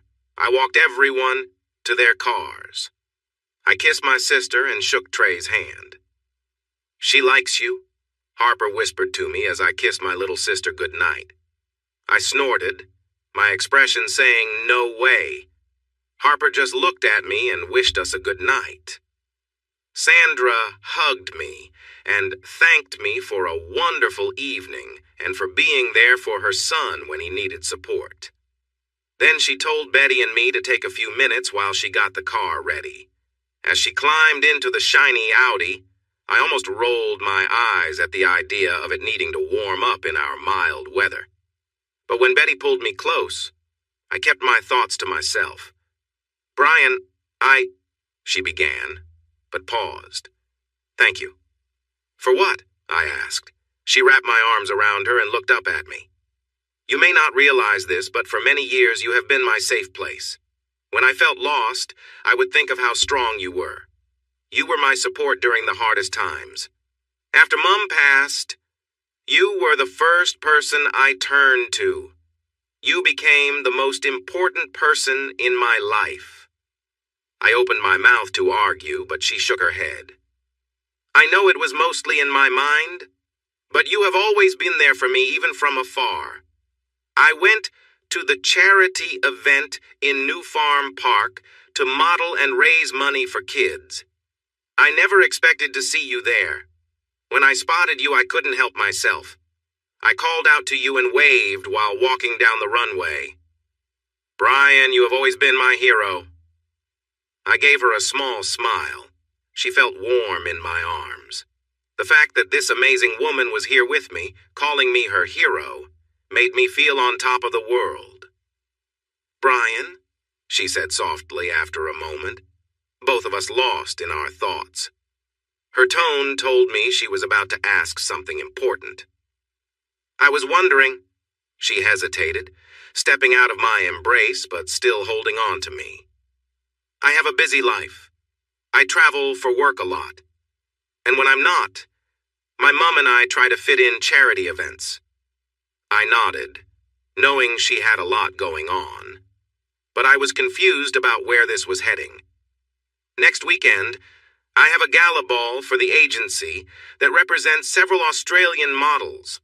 I was hoping you would agree to go with me." "Me?" I replied, surprised. She nodded. I was still processing the idea. "Go with you?" I asked again. She nodded once more. "In public?" "Yes, Brian," she said, looking serious. "As a couple at the dinner." "But why, Betty?" I asked, still in disbelief. I felt out of place, like the odd one among a group of beautiful people. Betty seemed to notice my discomfort. "Yes, Brian, I mean you," she said firmly, taking my wrist. "I really want you to join me. Just so you know I like you." "Me?" I asked again, sounding a bit foolish. "But, Betty, you're a top model. I'm sure guys would happily pay just to spend time with you. You're on magazine covers and can have any guy you want." She gently placed her hand over my mouth, stopping my rambling. Before I realized what was happening, she pulled me down, and her lips met mine. It felt sweet, like apple pie and vanilla ice cream, and I couldn't believe how nice it was. "Betty," I said when she pulled away, "thank you. But why me? Everyone else will be so attractive. It'll just seem out of place." "No," she said, her voice firm now. "Brian, you don't see it because others have put you down. Many people love and care for you. Harper, Trey, your parents, Tim, Sonia, and Jeff, you aren't out of place. It might seem sudden, but Brian, you have been important to me for a long time. You're important, man? Betty, you've dated famous people and probably wealthy guys. I've only had one relationship in 26 years, and she left me for someone else before things got serious. So you've been waiting for me all this time, Betty said with a playful smile. You sly man. She leaned back into my arms. It's fine, Brian. I won't tell anyone. While you've been admiring me, I've been noticing you too. I'd like you to join me next week. If you feel uncomfortable at any moment, we can leave. But I want to spend time with you. I thought about it, spending time with an amazing woman who seemed to like me. That sounded easy. Okay, I agreed. She beamed at me and then we shared another kiss, this one lasting a bit longer. We only stopped when Sandra honked the horn. Betty laughed. Oops, I forgot my mom was here. Brian, can you call me in the morning? She asked, pulling out her phone. What's your number? I told her, and she quickly called my phone that I had left inside. That's my private number, only very close friends and family have it. Feeling a bit brave, I asked, which category do I fall into? I want you to be in the second category soon, she replied, stepping back. I have to go now, but please call me, or I'll be the one calling you.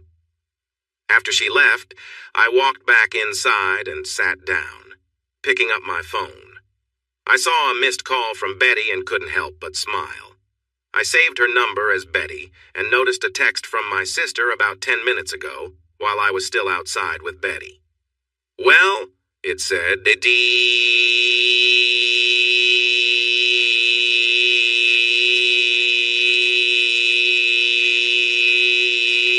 replied.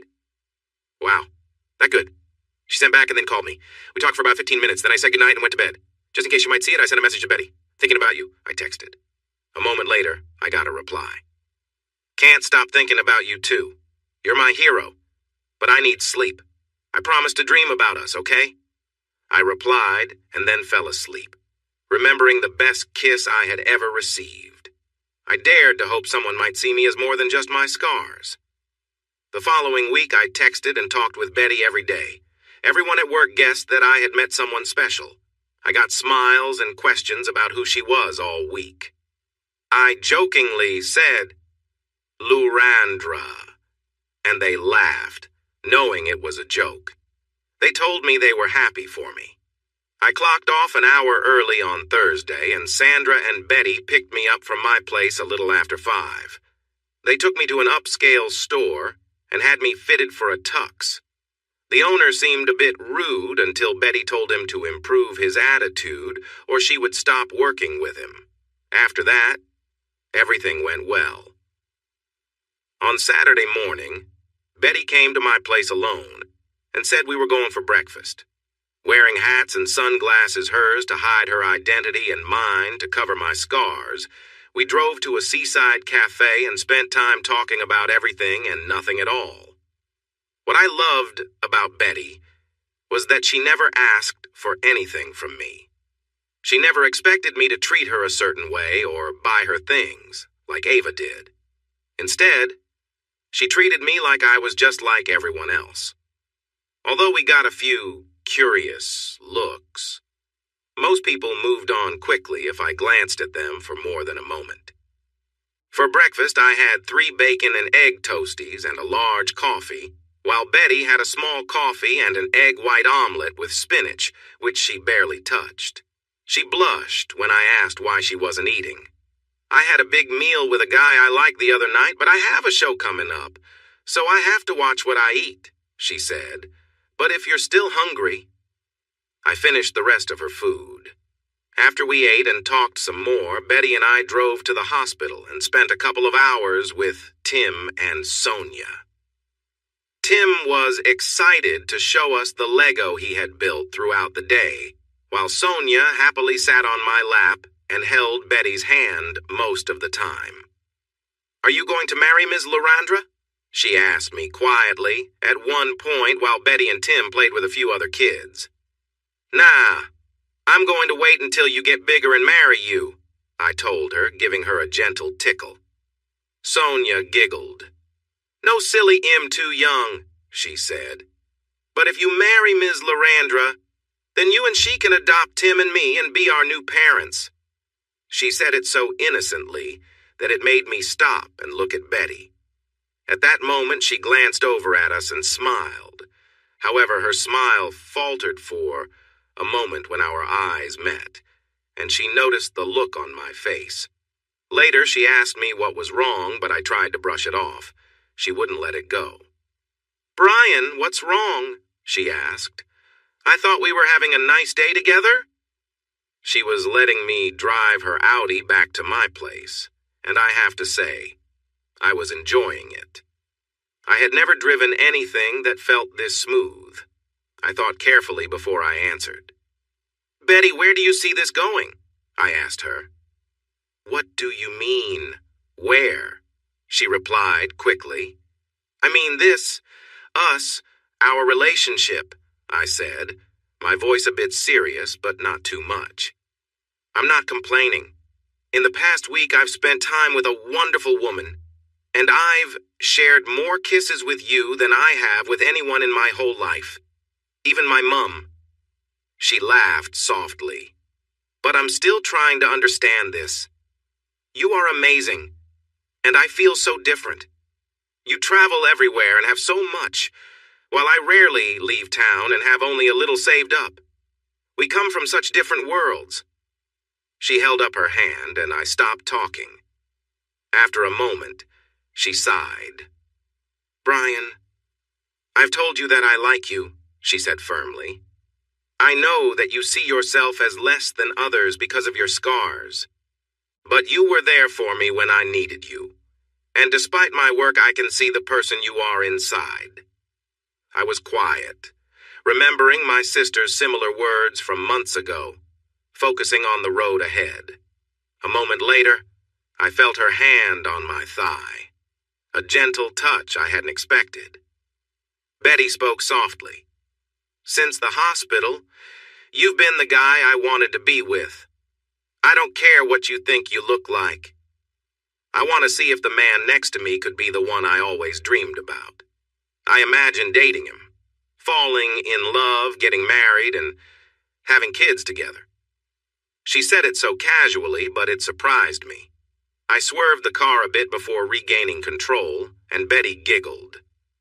Right now, I just hope you keep us safe on the road, she said, and I couldn't help but smile. Her words lifted the heavy mood. But Brian, I'm serious. I really like you, and I don't want to scare you by saying I feel even more than that. I have imagined all of this for years. If you are open to it, I would love to see if we could explore this together. I glanced at her, and her big brown eyes were so sweet. How could I say no? I just hoped it wouldn't lead to sadness later. I definitely want to say yes, Betty. Just thinking about being with someone as wonderful as you is beyond what I ever hoped for. I find it hard to believe that someone would actually want me, especially after all the times I faced rejection. I understand. I took a hand off the steering wheel and held hers. I sighed. I promise if you truly feel this way, I will work on not thinking of myself as strange, I said, my brow furrowed. I want to believe there is a chance for us, and I've really enjoyed our time together this past week. I let out another deep sigh, feeling Betty's hand squeeze mine. I sensed her concern. Please be gentle with me, Betty, I said. If at any time you feel I'm not the right person for you, please be honest and kind. We fell into a comfortable silence until we stopped at a traffic light just outside my house. Once the car was still, I felt Betty lean over and kiss my cheek. I will never hurt you, she whispered. We arrived at the event venue, and I almost stayed in the car, It was for a well-known modeling agency with a red carpet, barriers, and many reporters that made me want to drive away. Betty encouraged me to get out. "It's all right, Brian," she said kindly. She could tell I was nervous. "If we are together, they will see you. Think of it this way. It's just a short walk from the car to the door. We'll stop for a quick photo of my hand on your arm, then we can get inside where only the agency media is allowed. Come on, handsome." Even though I hesitated, her words caught me off guard. With a valet outside and reporters waiting, I paused at her compliment. "What's wrong, Brian?" she asked with concern. "You called me handsome," I replied softly, managing a small smile. Betty lit up. "Did I?" I wasn't really thinking. I decided I should get better at that. She patted my hand, gathered her bag, and nodded. I stepped out of the car, and for a moment the whole crowd seemed to hold their breath as the big man with scars got out of the fancy car and walked around to open the door for the famous supermodel, Lorandra. With Betty by my side, I tossed the keys to the surprised valet, and we made our way up the red carpet when the first question came from the amazed reporters. "Ms. Lorandra, is your date tonight Mr. Other?" one reporter asked as we turned to strike the first pose that Betty and I had practiced earlier. "Mr. Other," another reporter called to me. "Are you dating Lorandra?" We posed again. It was my first time trying to smile for a public photo. I remembered to relax, just like Betty and I had practiced. She was graceful, smiling easily, and used to posing like she had done many times before. I probably didn't look great, but she was doing wonderfully. I hoped I wouldn't appear too awkward in the photos when they got published. As the photographers clicked away and more questions came at us, we just smiled and stayed quiet. Then another car arrived, and Betty squeezed my arm, signaling it was time to walk inside. We moved smoothly toward the hotel doors, which 2 staff members opened for us. Once inside the elevator that would take us to the grand ballroom, I pressed the button while Betty stayed by my side. The doors opened, and we stepped inside together. Facing the front, Betty selected our floor, and the doors closed, leaving just the 2 of us. "Wow," I said as the doors shut. "How do you do this all the time, especially in front of all those cameras during events?" Instead of answering right away, she turned to me, gently pulled my face down, and gave me a kiss. "I'm proud of you," she said, letting her hand linger on my face and gently tracing the scar on my cheek. "I know that wasn't easy, but you did a great job. I'm really happy to have such an amazing man with me." I felt my cheeks warm at her praise. I wasn't used to compliments like that. Betty's gaze held mine, and I could see the warmth and admiration in her eyes. Wait a minute. Admiration. I was starting to think about what those feelings meant when the elevator slowed and the doors opened to the hallway leading into the grand ballroom. What I saw as the doors opened looked like something out of a movie. The hallway was rich in color with dark browns and deep reds, along with light tan highlights. Each door we walked past appeared to be made of dark oak or some other beautiful high-quality wood. The wallpaper had a fancy design that looked like it was made with gold. The lights were arranged to show off the artwork and signs pointing to different rooms. I could hear classical music and was surprised to see an older woman of Asian descent playing a grand piano. Her long brown hair fell in waves, and she wore a flowing green dress as she played. As we walked along, Betty calmly told me what to expect. She reassured me not to worry about how others might react, saying she would be with me every step of the way. When we entered the ballroom, it took my breath away. The agency clearly spent a lot more money than needed. 2 rows of 3 beautiful chandeliers hung from the ceiling in the large room. On one side, there was a big dance floor, and at both ends, there were large ice sculptures. To our right, a statue of a swan had its neck arched and wings spread wide. At the other end, a sculpture of a model struck a pose as if she were on a runway looking out at the crowd.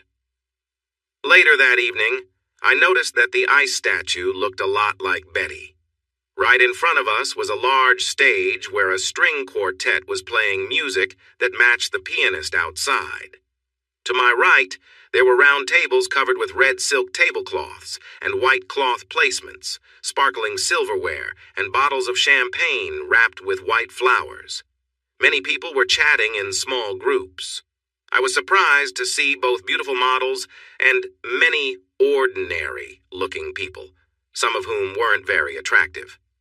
As I took in the scene, we had only been in the room for about 10 seconds when we heard a loud shout. At first I thought someone might have spotted me. A high-pitched female voice seemed to be aimed at me, not out of fear, but excitement. "Lurandra!" A woman in a deep blue dress with long blonde hair shouted, rushing toward us. I vaguely recognized her from my research on Betty. She was another model.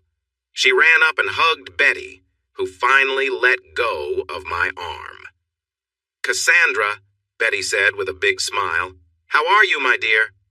"Good, good," Cassandra replied casually, suddenly looking at me. Her gaze narrowed as she inspected my face, then moved over my body. Her eyes widened, and a smile formed as she turned back to Betty, giving her a hug. "You found him?" she said, and Betty nodded. Cassandra then turned to me as Betty slipped her arm back into mine. Cassandra reached out her gentle hand. "Cassandra Blaine," she said formally, offering a small arm. I took her hand carefully, not wanting to grip too tightly as we exchanged a handshake. I was worried that if I squeezed too hard, I might hurt her. "Brian Other," I replied. "Yes, that's right," she said with a curious look. "Betty? Oh, sorry. Lurandra here has been looking for you for years. I swear she talks about you all the time." I glanced between the two women, and I noticed Betty blush as Cassandra winked at me. Then, to my surprise, she linked her arm with mine and guided Betty and me around. For the next 40 minutes, I met many important people models, their agents, TV stars, news presenters, and even a few athletes. Knowing I was feeling nervous, Betty stayed close to me, which I appreciated. I was thankful when Cassandra came by 3 times, bringing us glasses of wine and taking away the empty ones. I hadn't even realized Betty's mother had entered the room. Betty and I sat at a table towards the front of the ballroom near the stage. Our table included Cassandra and her date, another model named Brad, along with a member of Parliament for Brisbane and her wife. Waiters moved around, taking orders from a planned menu. For my main dish, I chose a Wagyu steak, cooked medium rare with pepper sauce, smashed potatoes, and a variety of seasonal vegetables. I ordered a red wine that Betty suggested. Betty opted for a chicken salad and a glass of white wine. When the food arrived, I was surprised by the portion size. The meat was thick and tender.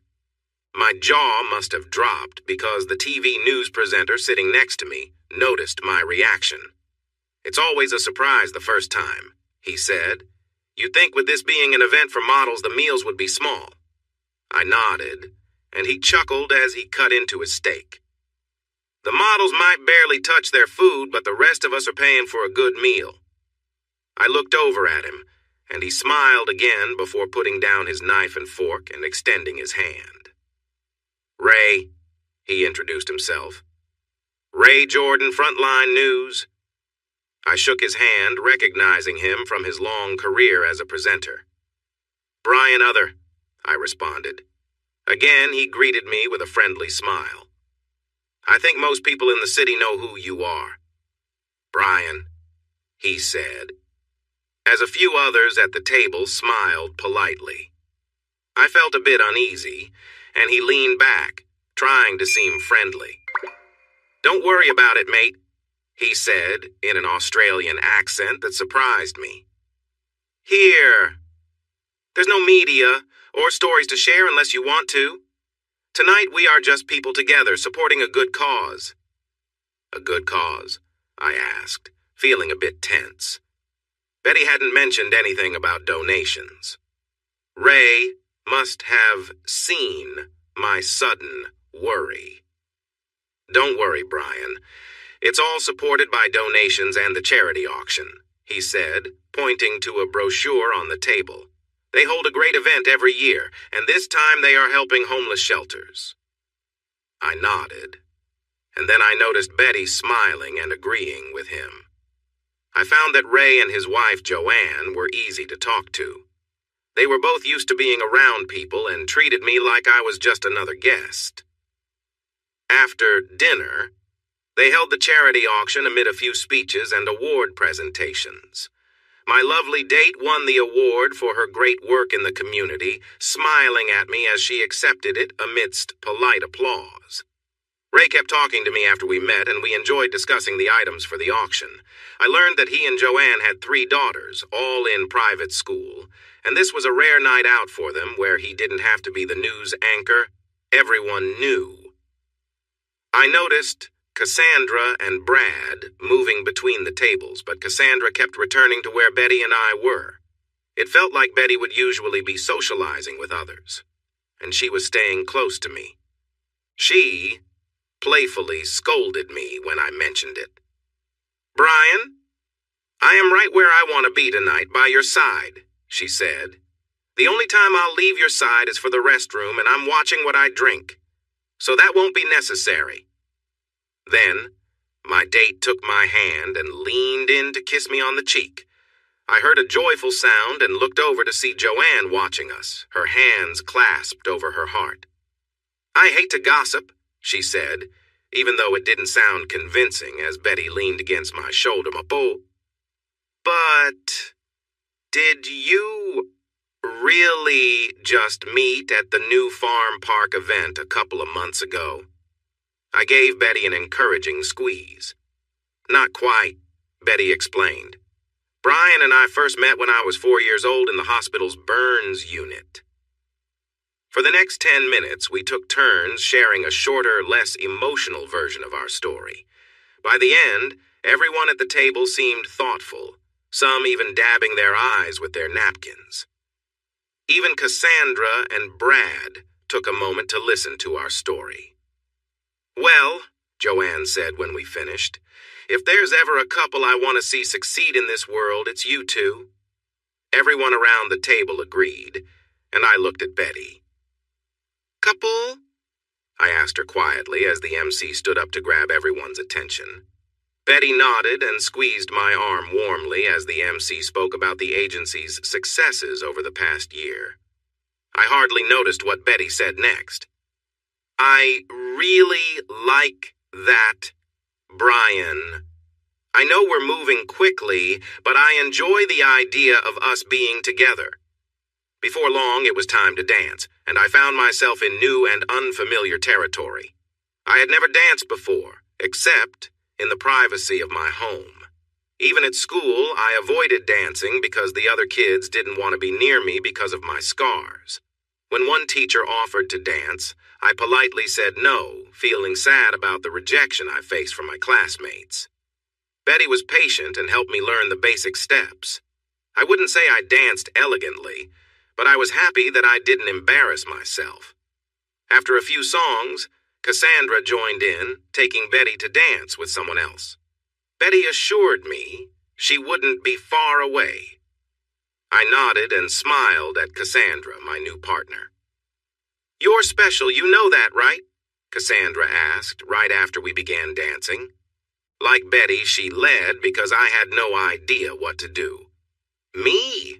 I replied, surprised. Yes, you, she laughed, and then looked at Betty, who was watching us closely.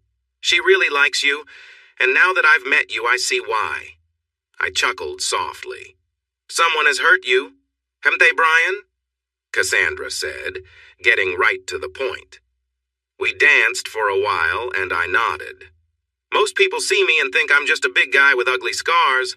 They don't usually react well. We danced a little more, mostly just swaying together.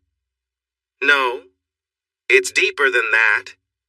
Someone has really hurt you. And more than once, she observed, noticing my shift in expression. I could tell you thought of that person when I mentioned it because your eyes changed for a moment. I nodded again. Don't let that person stay in your mind to keep hurting you, Cassandra encouraged, squeezing my hand gently. Her hand was small in mine, but her message was clear. Since the event at New Farm Park, Betty can't stop talking about you, she said. Look at her. She's always smiling now. For us models, we either force a smile or adopt a serious look. I nodded, listening carefully. Betty's biggest charm has always been her eyes. When she smiles with her eyes, it makes the world feel a little brighter. I looked over at Betty, who was still dancing with Brad and glancing my way. Our eyes met, and we smiled at each other. Cassandra noticed this connection. But when she looks at you, Brian, it's like her smile lights up the room. She often appears on magazine covers and does commercials that showcase her bright spirit. But if the agents see her smile when she looks at you, her value will go up. Because of me? I said, surprised. Yes, because of you, she said clearly. I think she has been drawn to you since she was a child. I feel like there's a but coming, I said, pausing for a moment. Of course, Cassandra responded, smiling, but her smile didn't seem real this time. She sees the perfect guy in you, Brian. You are honest and work hard. You give even when others don't treat you well. You put yourself out there, even when it's hard. I think you care about my friend more than you realize. I felt myself blush. But, she smiled, you need to trust yourself as much as Betty trusts you. If you do, neither of you will get hurt. If you don't, both of you might be unhappy. We danced a bit longer as I thought about her words until the song ended. Then we turned to Betty and Brad, getting ready to switch partners again. Thank you for the dance, Brian, Cassandra said, giving me a quick kiss on the cheek. She then leaned in closer and whispered, Think about what I said. You'll see I was right. What was that about? Betty asked, as we walked back to the table. I just mean I better treat her well, or she might come after me for real, I joked. Don't doubt it, Cassandra called out from a few steps behind us as she laughed. I could see Betty was going to ask me something serious when we were stopped before we could sit down. Lorandra, called a thin man with a high voice. Andrew, Betty replied, her face lighting up with a real smile. How are you, dear? He asked, kissing her on both cheeks. Then he looked at me. Well, well, aren't you just the whole package? So handsome. Betty laughed. Brian, meet Andrew Phillip, the most fun fashion reporter you'll ever come across, she said, as we shook hands. He had a strong grip for a guy. Andrew, this is my date for the night, Brian Other. He looked me up and down, clearly sizing me up. Yes, you are quite charming, he said, still looking at me. Very charming. Then he turned his attention back to Betty. Lorandra, darling, he said in a way that made the people around us smirk. I guessed they knew him well. Would you and your date be willing to have a quick interview? Betty looked at me, and her smile faded a bit. She gave me a slight nod. Earlier, she had mentioned that a few reporters would be around, but she would only let us be interviewed by those she trusted to tell our story in a good way. It seemed like Andrew was one of them. I nodded back, feeling a mix of excitement and nervousness in my stomach. Sounds good, Andrew. Is now a good time for you? She asked, knowing that if she waited, I might hesitate. Absolutely. Just perfect, he replied. Follow me." We walked into another hallway where there were 4 soundproof recording rooms lined up. I could see through the clear walls that 2 were already in use. In one, 2 people were talking, likely having a one-on-one interview. In another, there were 4 people. 3 were standing, and it seemed like they were singing. I guess they might be a local teen band that was somewhat known. Andrew, Betty, and I entered the room at the end, and Andrew closed the door behind us. Betty and I settled onto one of the couches, while Andrew took a seat on the other one. "Wow," he said, sounding relieved. "It's nice to sit down and take a break for a bit. How are you, Betty?" I was surprised by how much his demeanor changed from a lively fashion reporter to an everyday Australian guy. "Did I miss something?" I asked after a moment. Andrew laughed and clapped his knees. Betty jumped in. "Brian, Andrew and I have known each other for years. He's just putting on a show." "A show?" I asked, looking at Andrew. "So you're not gay?" Andrew chuckled. "Definitely not. I'm happily married with 3 kids." He pulled out his phone to show me a picture of his lovely wife and their 3 kids, who were between 8 and 15 years old. "I've noticed that if I act a little differently at these events and fashion shows, I can negotiate better. Everyone everywhere knows the truth, but being a bit over the top can open doors for me." He used the playful tone again, and I couldn't help but smile. We chatted for a few more minutes, and he explained what we were going to do. He assured us that nothing would be shared without our permission and asked if Sandra could represent both of us. Betty and I agreed, and he started recording. "So," Andrew said in a serious tone, "I can sense the connection between you 2. Brian, you and Lorandra have been talked about in the fashion world since the New Farm Park event. Too bad I missed it. But you're here tonight. Lorandra, you look absolutely stunning, and Brian, you look very sharp too. I bet half the people here, including some of the guys, are a bit jealous of Lorandra tonight." He said it with such enthusiasm that I started to believe it a little. "So, is there something going on between you 2, Brian and Lorandra?" he asked. We glanced at each other, and without thinking, our hands reached for one another. "I think there might be," I said, taking the lead for the first time. Andrew clapped his hands excitedly. "Great job. Now, Brian," Andrew said, lowering his voice a bit, "even though this is just audio, I think everyone has seen the pictures of you and Lorandra from New Farm Park. You have some scars on your body.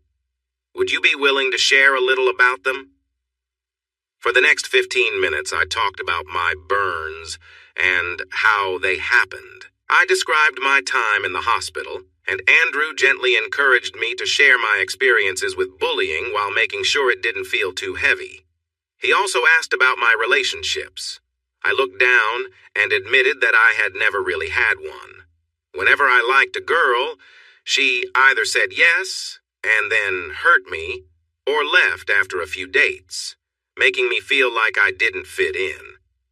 Andrew paused the recording and apologized, saying he wouldn't include that part because he could tell it was tough for me. I smiled and told him it was okay. I hoped that maybe other kids could learn from my experiences and that some of the girls I liked in the past would understand how they had treated me. When he restarted the tape, he invited Betty to share her story about losing her brother.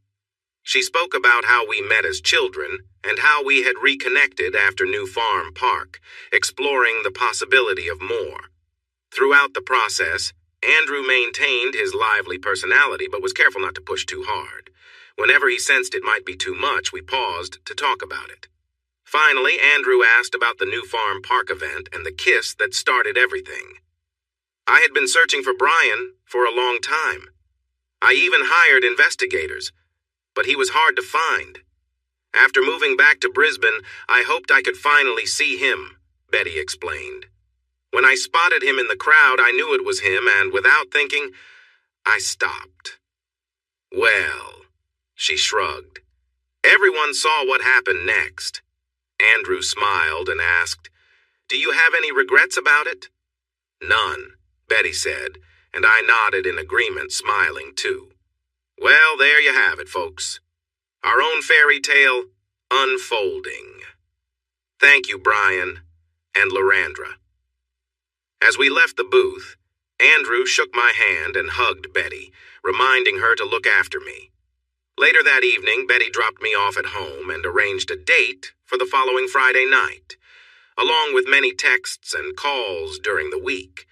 I also received a sweet kiss that left me smiling for days. The next day, I was surprised when I got a copy of the article for review. After a call with Sandra, I agreed to have it published. It was released in the fashion media with the title, Aussie Fairy Tale, and the opening line of Lorandra and the most real man I have ever met. Most of the guys on the crew were joking around, saying things like, "You're kidding me, Lorandra," and "You're messing with us, Brian, a supermodel?" It was like that at the work site. But what really made me feel good was that none of them made me feel awkward about having a relationship. The next 2 months were amazing. I can't remember being this happy before. Betty and I spent a lot of time together. She had to go overseas for a show twice and flew to Sydney 3 times for work. But when she wasn't working, she always made time for me. She showed me the lovely apartment she shared with Sandra. But we often spent time at my place because it felt more private. I felt like a teenager again, spending hours just hugging her and holding her close. I introduced Betty and Sandra to my parents. My mom hugged them both and had tears of joy. She welcomed them to our family. We had cookouts, watched movies, enjoyed picnics, and visited art galleries. I even got to experience my first plane ride to Sydney to attend a show with Betty. I was nervous during takeoff and landing, but Betty held my hand. I felt a bit embarrassed, but she said it was cute. In Sydney, we shared a bed, and for the first time I held someone while we fell asleep. I had never slept so well as I did that night. In the morning, I woke up to see Betty looking at me. "Good morning, my man," she said, kissing me. I smiled back. "Please, tell me this is real, that you're really here," I said, reaching out to touch her face. "It's real. Very real," she answered as she sat up. Betty was wearing a soft nightgown, and she looked at me with a curious expression. "Brian, why haven't you tried to be closer to me yet?" she asked, sounding a bit vulnerable. "Closer? What do you mean?" I started to respond, but then I realized where this was going. I quickly sat up and noticed she saw my scars for the first time in the morning light. Her eyes widened as she looked at the marks on my chest. "Brian? She gasped, covering her mouth and glancing between my body and my face. It's one thing to see someone's face and arms. It's different when you see more of their scars. I smiled gently. "It's okay, Betty. It doesn't hurt. Look." I took her hand and placed it on my chest. "See?" After a moment, I smiled softly, got up from the bed, pulled on a shirt, and sat in the corner of the room. "Don't be upset. It's okay, Betty," I said. "Most people get shocked when they see me without a shirt on. It took this long for you to see the real me." "Well, I guess now you can let me go," I said quietly. "No," she replied, stepping off the bed and into my arms, her embrace filled with warmth.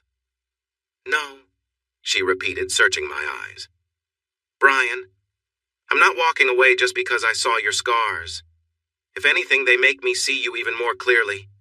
You felt safe enough to show me a part of you, and that means something. Those marks, they're just part of you. And I admire you all the more for it." Her gaze was steady as she held on to me.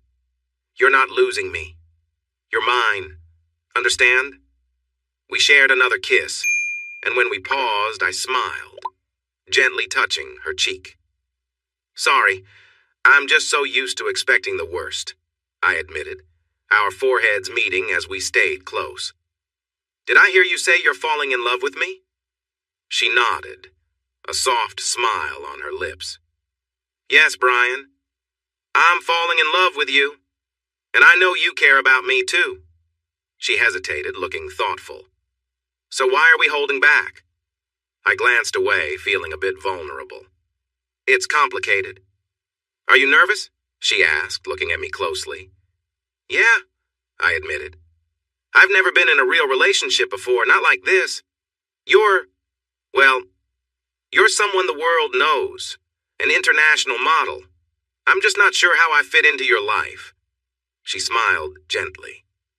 "Brian, I care about who you are, not how the world sees me." I felt a wave of relief wash over me, and she leaned in again, her eyes full of sincerity. "Listen," she said, holding my gaze. "What we have is different from anything I've felt before. I don't care about anyone else, just you." She paused, thinking over her words. "What matters is that we're here together, and I know this is special." She brushed her hand through my hair and smiled, filled with a calm confidence that reassured me. I could feel the hairs on my arms stand up as I noticed her excitement. She looked at me and then back at her own fluttering breath as she stood up quickly. "Brian," she said seriously, "I want you to know that right now, there's nothing I want more than for us to be together." "I feel a but coming," I replied, trying to hold back my urge to act. She nodded.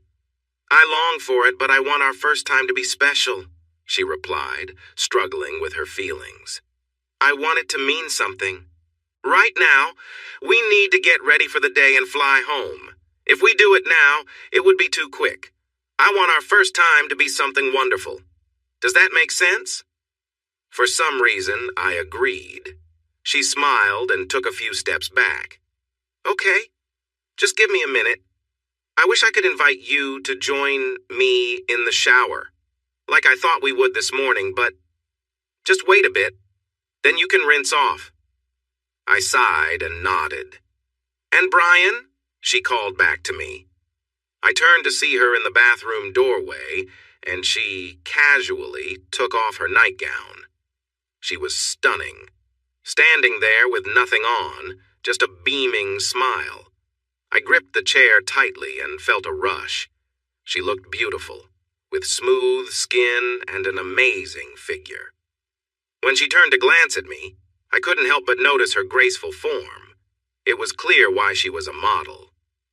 "Give me a minute, sweetie," she said playfully, knowing I was watching her closely.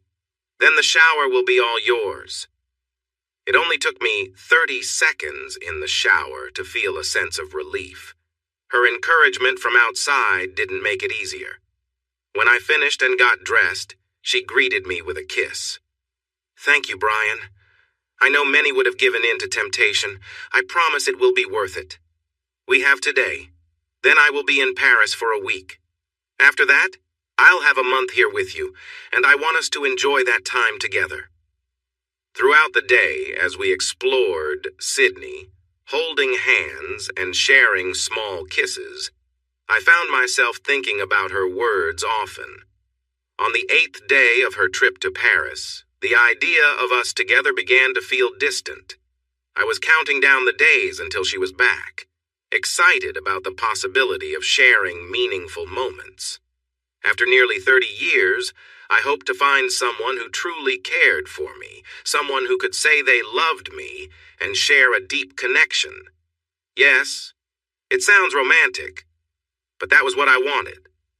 I didn't want to lose something precious to a careless moment or a night I'd later regret. I wanted someone to care about me for who I was. With Betty, I felt like I'd finally found that person. After we got back from our trip to Sydney, Betty gave me a long, heartfelt kiss. She reminded me she had to leave early for Paris the next day, but promised that when she returned, she'd make sure I knew how lucky I was. We chatted over Messenger during those first few days. I stayed up late, adjusting to the time difference, and it was worth it. Betty was excited, and even showed me the view from her hotel room, hinting that someday she'd love for me to come along with her. I also talked with Cassandra, who was working at the same event. Betty kept sending me photos of her and Cassandra together, full of smiles and hugs, with little messages like, "Wish you were here." I sent her photos in return, me and the guys at work, goofing around with our shovels and wheelbarrows. I even sent a short video of myself driving a small digger, showing off a bit. It was lighthearted and fun. But on the fifth night, Betty apologized and told me the main event was starting. For the next few days, she wouldn't be able to talk as much since the show would keep her busy. She'd still text, but things would be hectic. I understood and told her I'd try to catch the event online if I could. She had given me a login and password so I could watch it live. It felt a little unusual for a guy like me to be watching us at the Fashion Session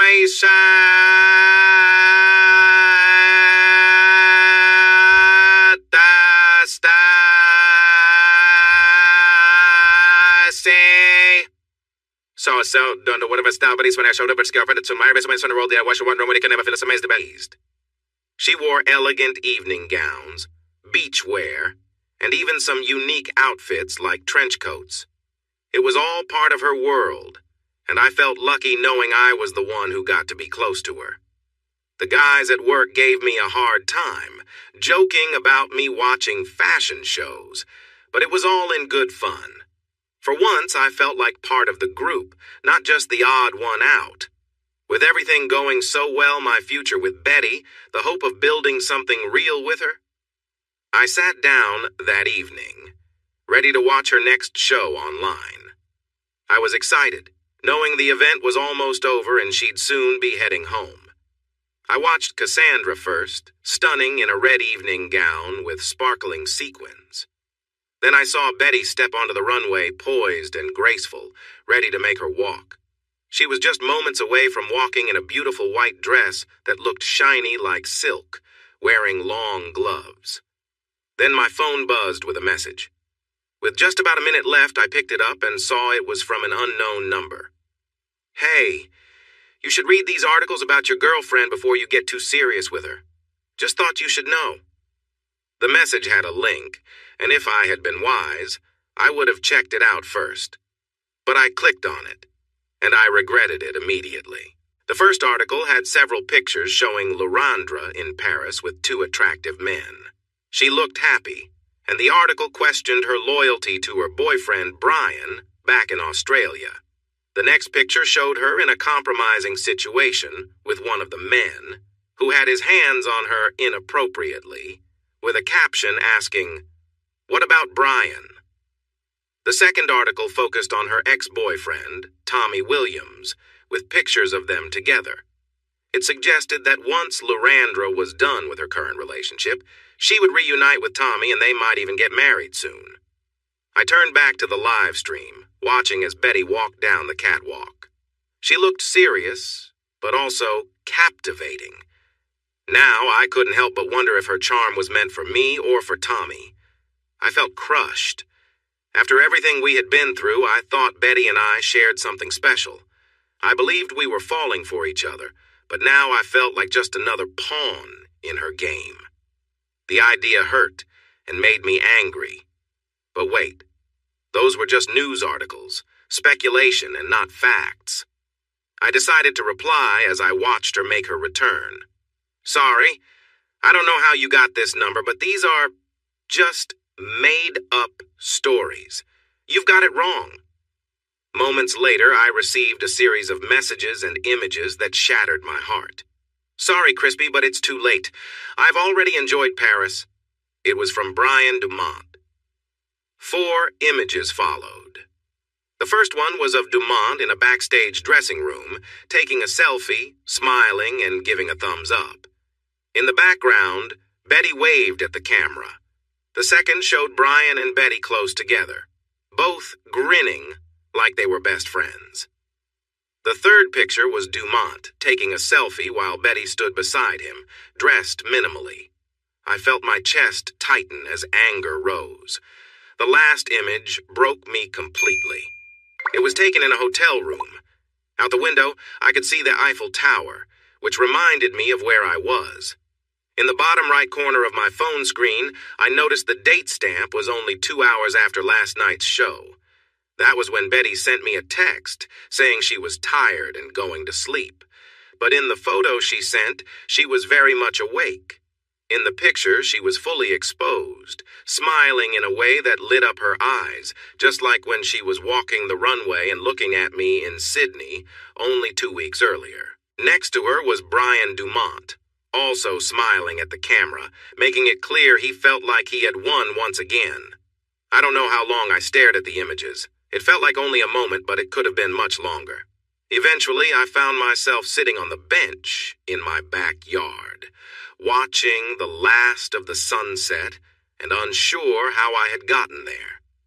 The sky was darkening with storm clouds, and the air smelled fresh.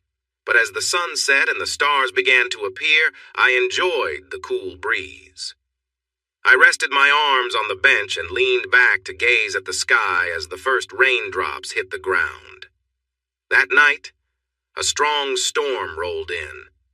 Lightning flashed, and the wind howled. I hardly noticed it as I sat there feeling sorry for myself. The bright flashes of lightning lit up the sky, and the loud thunder didn't bother me at all. Instead, my thoughts replayed moments of my life that brought me down. I remembered saving Harper, my time in the hospital, being turned down by Ava, and the moments spent with Tim and Sonia. But the sting from Brian Dumont lingered the longest. He seemed to ruin every happy memory I had. His smirk haunted me again and again, pushing me deeper into my thoughts as the storm raged on outside, matching my inner turmoil. And then there was Betty Brown, the famous model who stole my heart.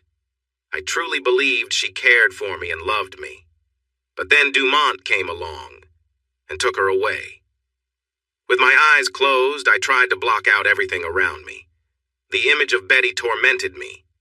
She was once my source of confidence, but then became a reminder of lost hope. Her beauty was striking, but it was her smile and the memory of our shared moments that would stay with me forever. I sank even deeper into my thoughts, unable to escape the lingering memory of her kisses, despite the pain they now caused me. Betty might not be with me anymore, but I would always carry the memories of our time together. The warmth of her lips against mine spoke of dreams and what could have been. Tears mixed with the rain on my face, and I shivered from both sadness and the chilly air around me. I sighed, my voice lost in the storm, knowing that her affection was now for someone else. Once again, my happiness had seemed to vanish. Why? Because I shared a name with him, and he found joy in making me feel this way. But this time, I was determined not to let him win. I was confident because even as the storm faded, the wind continued to blow. It was likely early morning. As I sat on the bench, the cold was settling in. The wind chilled me, and I felt my usual strength slipping away. I didn't mind staying here, but I also didn't oppose the idea of nature taking me somewhere safe, where I wouldn't get hurt anymore. As I trembled now, not just from sadness, but from the chill, I thought about Harper. What if I hadn't rushed into that danger? I might have felt normal, but I would have lost my sister. No. If I had the chance again, I would still run in to save her. She was worth every risk. Harper would be upset if I left. I knew she would be very angry. She would miss me more than anyone else. In my life, there had been no better supporter than my little sister. For a short time, I thought Betty could match that. But I realized I was wrong. Harper would probably let Betty know how she felt when she learned what had happened, but mostly she would feel sad. My parents and Trey would also be upset, though perhaps not as much as Harper. They had always been there for me when I needed them. Jeff, my boss, was great, and my co-workers too. Maybe there were a few people who would be sad if I were gone. Now I felt a deep cold. My body had stopped shaking, and I knew that was a bad sign. I briefly wondered if I might get really sick, but it was unlikely. However, the earlier storm and the cold wind could still take a toll on me. I thought of Betty again. Even if she had moved on, would she miss me? I remembered our time in Sydney, believing we could have a future together. But the photos told a different story, especially that last one. She might have felt something for me, but no one takes those kinds of pictures unless they are with someone special. Clearly, I was not that person. For a moment, the image of her and someone else faded, and I could only see her smile and her eyes. Suddenly, I felt a rush of warmth. My heartbeat quickened, and I sensed the life flowing through me, igniting a feeling that was not just from the cold. From our first real meeting a few months ago in the Burns unit, I hoped we could find love. I thought of Tim and Sonia. The twins would be hurt that I was gone. They were two kids facing the world together just like me, and would have to deal with the same unfairness I had. If I was going to make it, it would be for them. This thought gave me a little strength, and I realized I was being foolish. Sitting here feeling so low didn't mean I could give up on being there for Tim and Sonia as they grew up. They would face the same struggles that I had, and they needed someone to help them through it. Without their parents, that someone had to be me. I tried to move, but I found I had no energy. My arms felt numb and wouldn't follow my commands. I attempted to move my legs, but they felt just as unresponsive. I thought I could feel my toes move, but that might have been my imagination. In a panic, I tried to twist my body, but I was still stuck.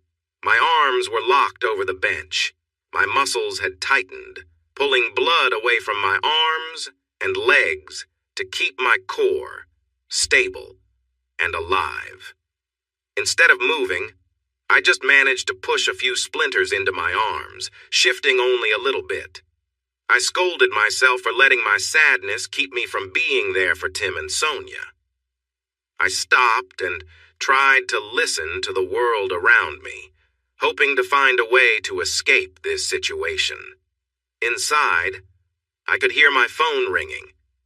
It had probably been ringing for the past hour, but I hadn't really noticed it. I figured it was likely Betty calling to end things, but I was okay with that. I would have a hole in my heart that might never be filled.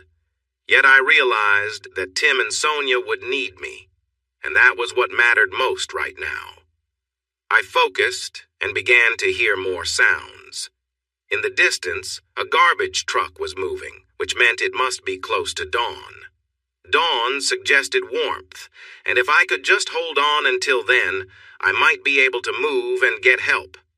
But a sudden chill in the air made me doubt my strength. I could feel it on my skin, but I also felt numb, like the cold was muffling everything. Worse, I started to feel very tired, and I knew falling asleep was the last thing I should do. Through half-closed eyes that were blurry and unfocused, I saw a light on the horizon. I could hear a car stop and someone knocking on a neighbor's door. For a moment, I wondered who would knock at this early hour. But then it hit me that they might be able to call for help, and I tried to shout out. However, my voice was weak from the cold and my exhaustion. I managed to speak, but my voice was very soft, not loud enough to get anyone's attention. I felt weak and was fighting to stay awake when I thought I heard my back door open. "What happened, Brian?" Harper said, sounding upset when she saw me. "Betty is worried because you haven't answered her messages and she—" Harper suddenly stopped talking when she noticed I wasn't moving on the bench. "Brian?" she asked, coming closer. "Brian!" she yelled. "Oh no, Brian, what happened? Help!" I heard her scrambling, and then she spoke into her phone. "Betty, I found him. He's out back, and it looks like he has been here all night. He's wet from the rain, his lips are purple, and he's freezing. Betty." "No, you're right. Call an ambulance," I heard Harper say in a panic before she made another call. She talked to someone who said help was on the way. They must have told her to stay calm and talk to me while waiting. "Brian, what happened? Why did you stay outside? What's wrong?" she asked, using the word hero, which made me groan. "Dumont," I whispered as she got close. Harper's face quickly changed to worry as she asked, "What did you say? Did Dumont do this?" "He took Betty," I managed to say. Harper would find my phone and see the truth about what Dumont had done to me. She kissed my forehead and frowned. "Brian, that can't be true. Betty would never do that to you," she said as her warm lips touched my cold skin just as the ambulance arrived. There was silence between us as Harper shouted that we were outside. Suddenly, many hands were touching me and a soft voice told me to relax. They asked questions, and I whispered responses, though I couldn't remember what I said. They wrapped me in a blanket, and I finally gave in to the exhaustion and blacked out. When I woke up slowly, I learned it had been 4 days since Harper found me. I was in a hospital room, and somehow, Betty was next to me. The bed was larger than normal, probably for bigger patients like me. Betty was close to me, lightly snoring as I started to come around, but that changed as I groaned from the aches and pains all over my body. Betty woke up immediately. "Brian, are you okay?" she asked, panic flooding her voice. "Betty, why are you here? What about Dumont?" I asked weakly. I could see anger growing in Betty's eyes, and her voice had a harsh tone that surprised me. "That man can suffer for all I care," she said fiercely. I looked at her, confused. I had seen the articles and photos. "What?" I said hoarsely, my throat hurting. "Betty, I saw everything. The photos." "I don't understand. What are you doing here?" "Shh," she said, leaning in to give me a soft kiss.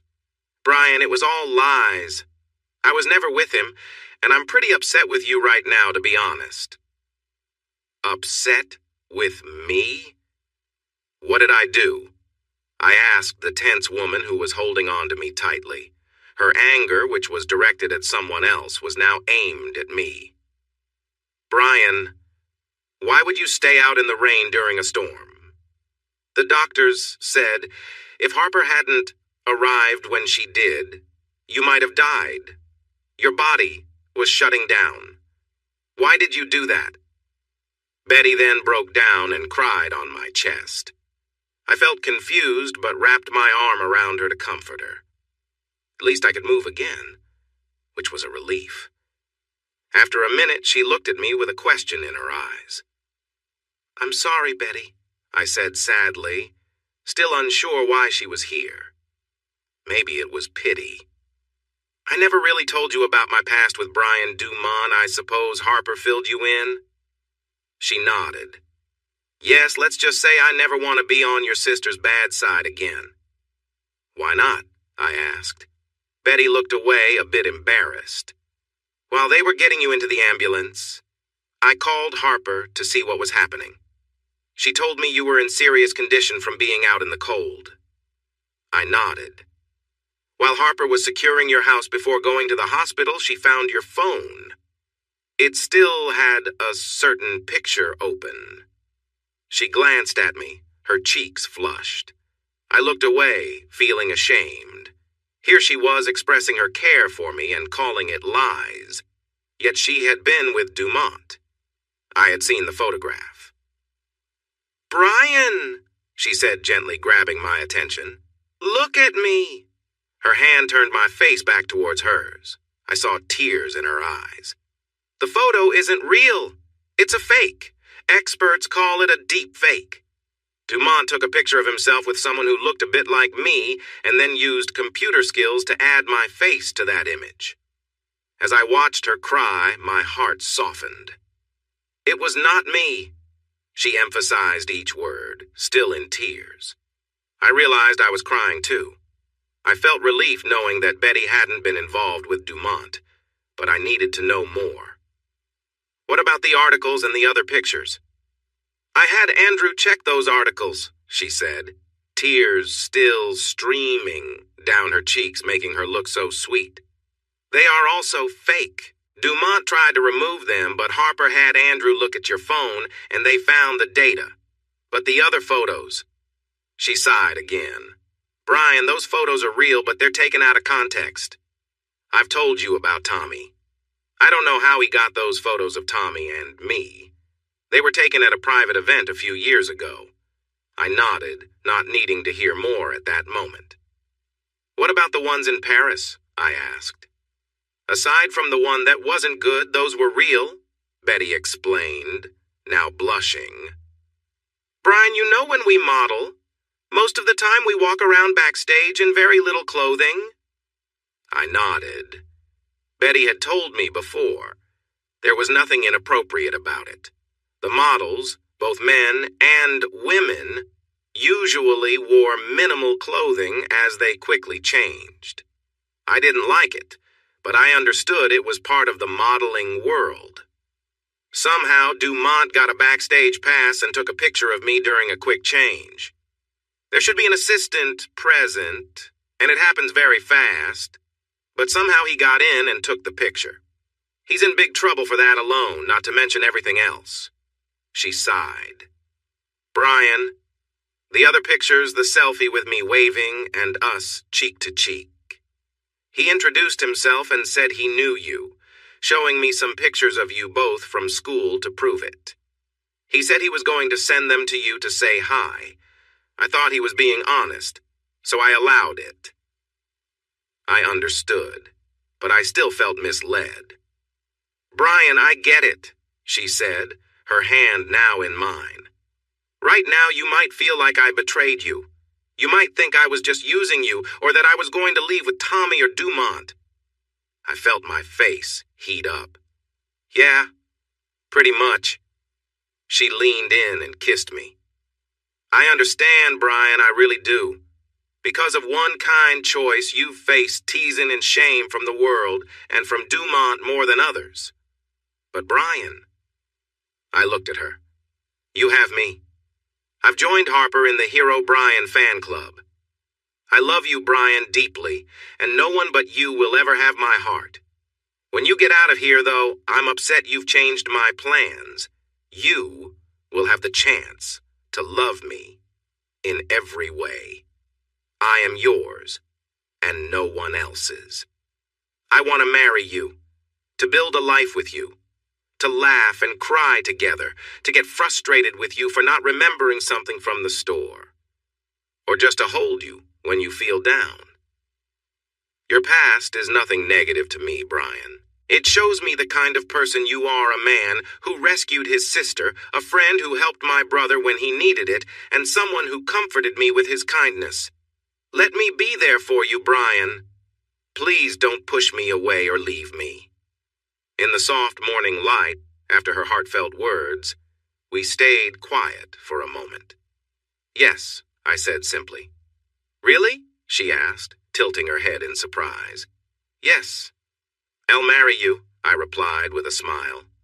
Betty's eyes widened and filled with tears as she leaned into me, sobbing softly. "What's happening here?" My sister's playful voice broke the moment a few minutes later. She held 2 coffees, one for her and one for Betty. "We're getting married," Betty exclaimed, tears still streaming down her face. What do you mean married? Trey asked, standing behind Harper and sipping his coffee. And by the way, it's good to see you awake, Brian. Come on, Harper said, giving him a playful punch. He just woke up after a tough time and that's what you ask? He smiled. Yep, I know him. It takes more than one tough night to keep him down. I mean, he fought through all of it, which brought me to you, didn't it? Harper softened. Oh, she said, giving Trey a quick kiss, then playfully punching him again. Still, he almost didn't make it. She turned to us, setting down the coffees and placing her hands on her hips. And what's this about getting married? Brian, did you just ask Betty to marry you? Nope, I said, smiling at the mix of surprise and joy on my sister's face. She just asked me. Harper looked back and forth between us for a moment before she squealed in delight.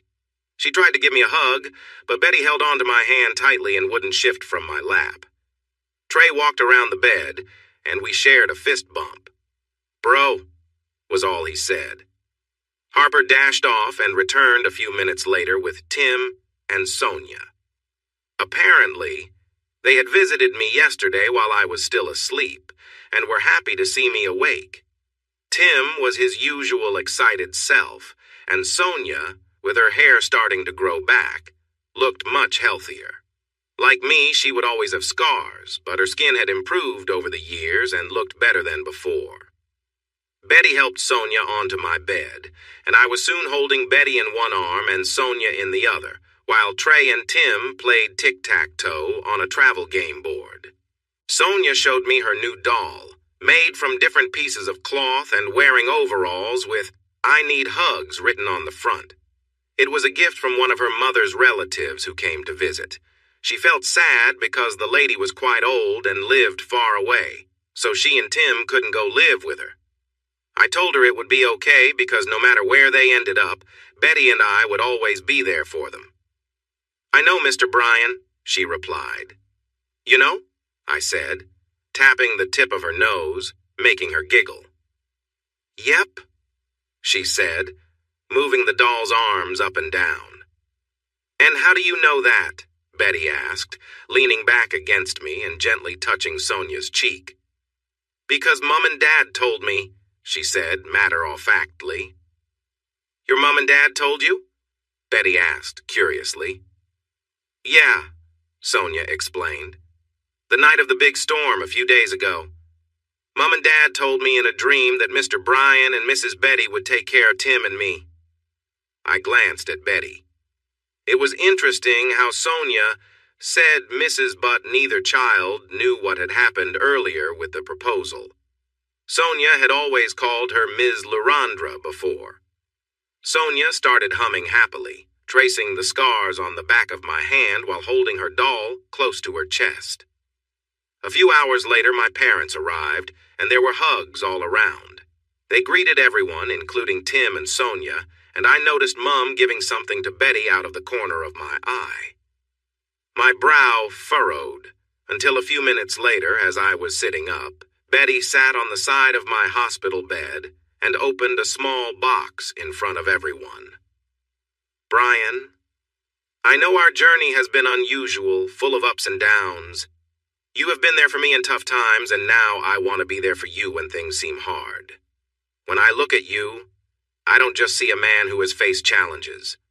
I see a strong man fighting through difficulties. I see a kind man who gives of himself, even when it is tough. I see a wonderful and steady man that I have completely fallen in love with.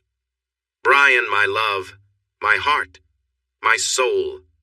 Your mother gave me this ring, her mother's engagement ring, as a symbol of our love, unchanging and formed by life's trials. She paused and smiled. Would you do me the honor of taking this ring and agreeing to be my husband? I looked around the room and saw everyone's expressions. Everyone was smiling and waiting for me to say yes. I frowned. I can only say yes on one condition, I said quietly. Everyone held their breath. What condition is that? Betty asked in a whisper. She wasn't too worried. I had said yes before, but we hadn't talked about any conditions. My condition is that as part of our marriage, I said seriously, these two wonderful children here need a home. They come as part of the deal if we marry. Betty's face lit up with a big smile, and both of us looked at Sonia, then Tim. They didn't seem to quite understand what we were talking about. Did you hear that? Harper said, turning to Sonia. My brother will only marry Betty if you and Tim agree to live with them. Sonia inhaled deeply, her eyes wide as she looked at Tim. Then she turned back to us, her face bright with joy. You mean if Tim and I come and live with you, we can be a family? She asked, her voice growing higher with excitement. That's right, I said. We can be a family, but only if you both say yes. Yes, yes, yes, yes, shouted the little girl, thrilled. Tim just smiled and said a quiet, yes. I then turned to Betty, took the ring from the box, and placed it on her finger. Yes, I will marry you, Betty Brown. Everyone clapped as I pulled Betty close and kissed her gently. We spent the rest of the afternoon chatting. Betty, Harper, and my mother talked about wedding plans and brought in the hospital staff to discuss adopting Tim and Sonia. Later in the afternoon, I was cleared from the hospital with instructions to take a week off, which Betty quickly arranged with a phone call to Jeff. That night, as I climbed into bed, I was not surprised to see Betty enter the room, wearing a simple white shirt and smiling softly. She pulled back the sheets and climbed in next to me, raising an eyebrow as she noticed me watching her. You will be able to keep your hands to yourself tonight, won't you? She asked with a serious expression. Remember, the doctor said to take it easy. I swallowed and nodded. Are you? Betty laughed softly. Honestly, right now I want to be close to you. But I want you to be ready for it. I don't want you back in the hospital because of me. Her tone shifted from serious to playful. I opened my arms, and without thinking, she cuddled into me. Suddenly, our lips met, and I was amazed by how natural it felt to be with her. I felt her hands wander. She caressed my arms and touched my face as we kissed. After a moment, she pulled back, holding my face and looking into my eyes. I love you, Brian, she said. And I love you, Betty, I replied. After a little while, we paused and reflected. Betty, I said softly. I know, she replied. Just hold me as we fall asleep, please. I want to feel your arms around me. I smiled as she nestled closer, feeling comfortable and happy. She giggled softly. I know you care about me, she whispered, settling against me. Soon. Very soon. She was right. I wanted nothing more than to be close to her, but I knew I could wait a little longer. As I fell asleep with my arm around her for the first time, I didn't dream of past troubles. Instead, I dreamed of warmth, love, and a family, with Tim and Sonia along with our own future children. In the morning, I woke up to find Betty already awake. She lay there, and when I opened my eyes, she smiled and touched my cheek. Hi, she said. Hi, I replied, looking back at her. Betty, please tell me this is real. I never thought I would find someone who loves me, someone who accepts me. She leaned in and kissed me. It's real, my love, she said softly. And she paused. What is it? I asked, suddenly more alert. Brian, I was wondering if you'd let me do something for you. I grinned at her. Something fun? Betty shook her head, blushed a bit, and then nodded sideways. No, not really, but it involves some touch. I propped myself up on my elbow, feeling warm from being so close to her all night. What do you want? You know I would do anything for you. She glanced at the bedside table behind me and then back at me. I noticed my alarm clock and saw it was only 7:30 in the morning. We have all day, I said. Other than visiting the kids, Is there anything else we have to do today? She nodded. I wasn't really looking at the time. I had a dream last night, and I was wondering if you would let me act it out. A dream? I asked, my smile returning. She nodded and got up, walking around the bed. I admired her as she picked up a bottle of lotion from the far edge of my bedside table. If you don't mind, she said shyly, I'd like to rub this on your back.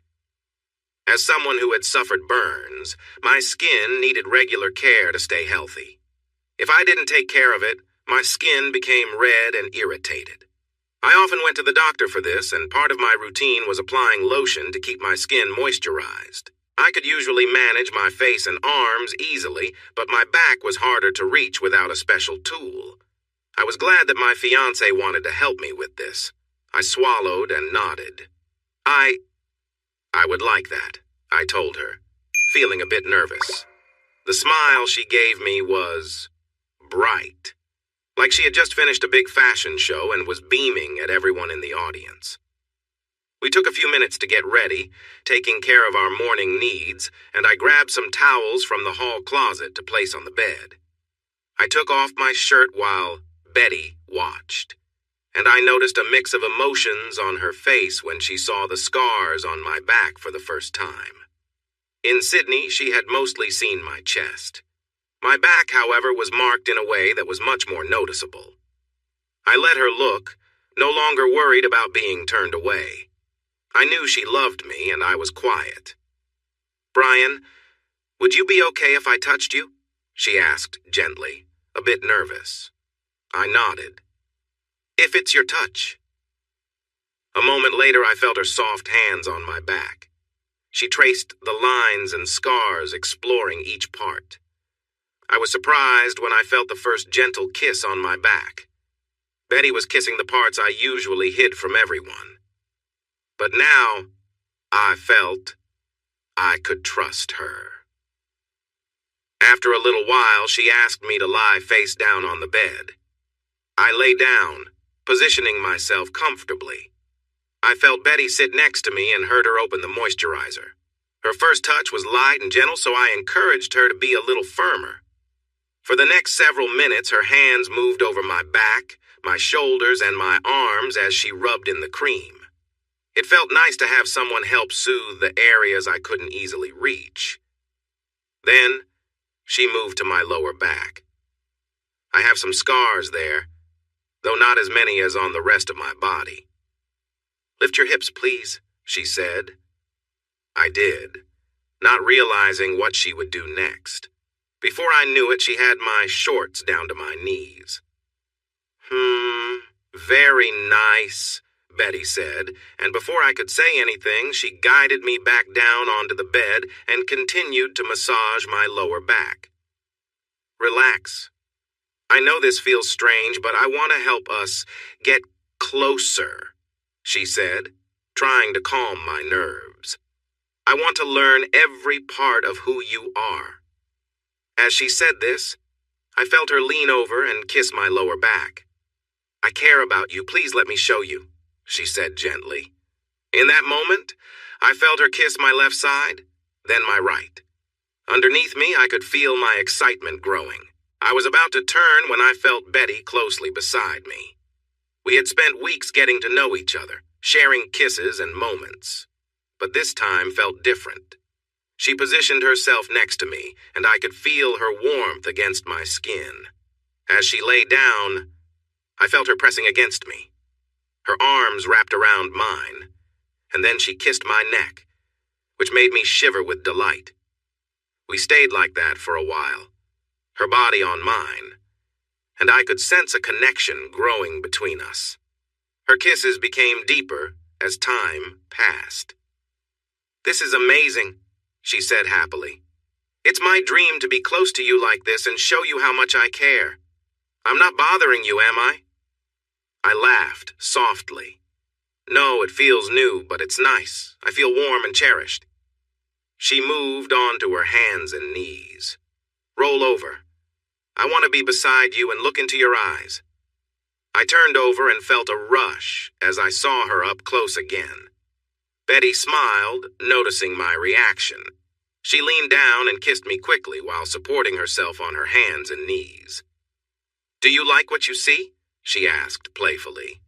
The question surprised me. Here I was, in bed with someone others considered incredibly attractive. She was admired by people everywhere, and yet she seemed unsure about how I felt. "You are by far," I said, reaching out to touch her cheek, "the most beautiful person I have ever shared a moment with." She giggled at my words and settled down beside me, playfully nudging me. "You charmer," she replied, blushing as she lightly tapped my chest. "I'm sure you say that to everyone," she teased, a playful smile in her eyes. I laughed, feeling a bit nervous, but happy. She looked at me warmly, a hint of fun and confidence on her face. "Are you surprised?" she asked with a grin, her eyes full of excitement. I was speechless for a moment, taken aback by her energy and kindness. She tilted her head, her gaze softening as she looked at me. "You really care, don't you?" she said quietly, reaching over to hold my hand. "You make me feel seen and special, and I don't take that lightly." I nodded, feeling a surge of warmth. "I do care," I replied, looking into her eyes. She gave my hand a gentle squeeze. "Then let's take this one step at a time. There's no rush. No need to be anything but ourselves here," she said softly, her smile reassuring. The moment felt right, filled with the kind of trust and comfort I hadn't expected. We sat there in silence for a while, content just being close, knowing that whatever we shared was genuine and special. Brian couldn't believe this was happening. He felt nervous yet joyful, looking at Betty with awe and gratitude. She held his hand, and they both shared a deep, silent moment, feeling a closeness he hadn't experienced before. They lay together, both knowing they were sharing something genuine and meaningful. Betty looked at him, her eyes full of warmth. "You make me feel special, Brian," she said softly. He held her closer, his heart pounding, and smiled. They spent the morning simply enjoying each other's company, talking, laughing, and letting the time pass peacefully. Their connection was deepening, and it felt natural and right. Brian felt like he was finally where he was meant to be, with someone who truly understood and valued him. In that quiet, shared moment, they both knew this was a love built on mutual respect and trust, a foundation they could build a future on. "Let's have a baby together." Hearing those words stirred something deep in me, surpassing any pleasure I had felt before. As we relaxed, Betty kept her head close to mine. "Did I do okay?" I asked, my voice a bit shaky. Betty laughed softly. "Brian, you were more than okay. It was amazing. Did you feel how I was around you?" Her words sounded sweet and a little playful, and I enjoyed how she talked about our connection. "Yes, it was incredible," I responded. I shifted away slightly, and she curled up next to me, resting her head on my chest, as her finger traced one of my chest scars. "Brian, that was the first time I've ever felt that way with someone," she said. I paused to think about it. She had mentioned before that she had been with other people, but she also said I would be her only one now. That made me smile. I leaned down and kissed her forehead. "Thank you," I told her simply. She looked up at me and smiled. "You're welcome. Just so you know, Brian, you're mine now," she said. "I have been since that first kiss," I replied, and she returned my smile. "But I want you to know that I am yours too. No one else will ever share this with me, and if someone tries, I won't let them," she said. "I feel the same way," I replied, a slight growl in my voice. She laughed. happy as we enjoyed the moment together. I want to be the first for you, and there are some things I'd like to explore. Like what? I asked, holding her close. Betty turned a bit red. Well, one thing people talk about is trying new things, she said, laughing a bit as I shifted. I've never felt ready before, but I'd like to try with you, and I hope we can keep it between us. I thought it over and nodded. What else? I'd like to try being tied up and blindfolded, she said. I noticed her change in mood slightly. Got it, I said. What about your wishes? She asked me. I took a moment to think, unsure, but she pushed me to be honest. Well, I've thought it would be fun to share sushi in a different way, I said, remembering a show I saw once. She giggled and then turned serious. Have you ever thought about a wild night?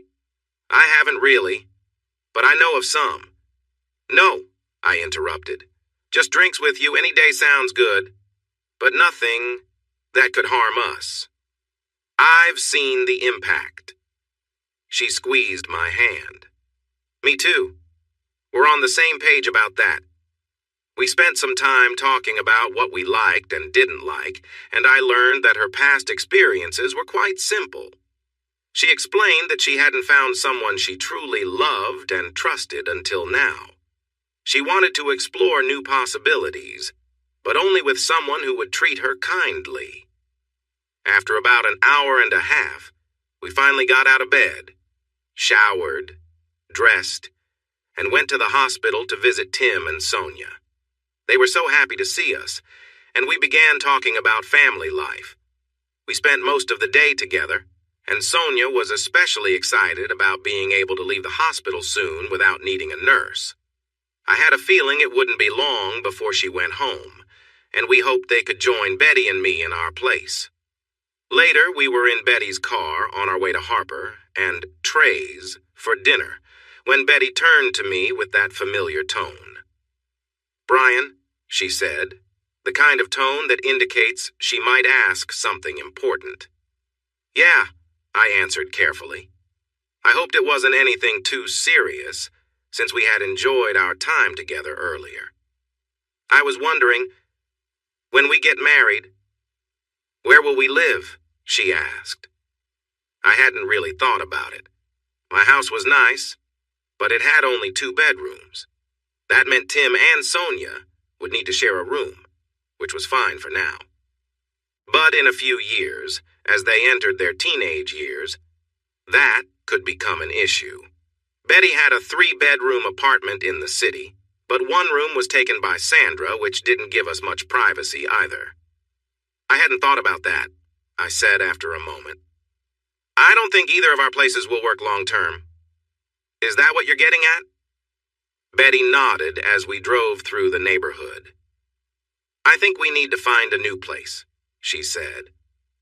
I suppose, I agreed. Selling my house could take some time, and I wouldn't want to ask your mom to move out. Betty laughed softly. No, we wouldn't want to do that. Sandra was still in Paris, fixing things with the event organizers about Betty leaving early. They agreed Betty could attend the next show for free, and she was also dealing with issues involving Brian Dumont, who had caused some trouble. Since Dumont was from France and classified as a French citizen, he faced some serious consequences. He would likely be held until he could meet with a judge, or he could be released on bail. But he would have to give up his passport and could not return to Australia. I was thinking, Betty said, looking out the window as we passed other houses. We could search for a nice big place with 4 or 5 bedrooms, open living, something that feels like home for a family. Can we afford that? I asked. I know you're worth a bit more than me, but in this good area near Tim and Sonia's school, that must be worth over $1 million, right? Brian, my dear, my fiancé said softly, just a day after our engagement. How much do you think him worth? I thought back to the websites I had browsed after our first kiss. I shrugged. I'm not sure, I replied. I'm not in love with you for your money, maybe 7 or 8 million? She laughed. You were looking at Wikipedia, weren't you? I felt my face turn red as we turned a corner. Babe, my personal wealth is closer to $80 million, and most of that has been made in the last 3 years. A lot of it is tied up in various investments, but in a few weeks we could buy a house without a mortgage in that range. My eyes widened. I had no idea, I said. Hey, she said, sensing my surprise. If I was worried about you wanting my money, I would have brought it up before now. Like professional athletes, models have a short time at the top. As we get older, younger faces replace us. I grinned. You will always be beautiful. Thanks, babe, she said, placing her hand on my leg as we stopped at a red light. I know you'll always see me that way. And while I will always have my appeal, think of how Cindy Crawford aged. I know my popularity will fade over time. While we're successful, we make as much money as we can, then let smart people help us invest so we can be comfortable for life. The light turned green. That makes sense, I replied. Besides, don't you think it would be nice for us to give Tim and Sonia a brother or sister in a few years? I looked at the amazing woman beside me, her smile bright and her eyes shining with excitement as we pulled into Harper and Trey's driveway. I think I would like that, I said thoughtfully, turning off the car. The next few months were busy. Betty managed to work from various studios in the city, only needing to travel 3 times over 2 months, and those were just day trips. Sandra came home not long after our drive, having seen the proposal on video.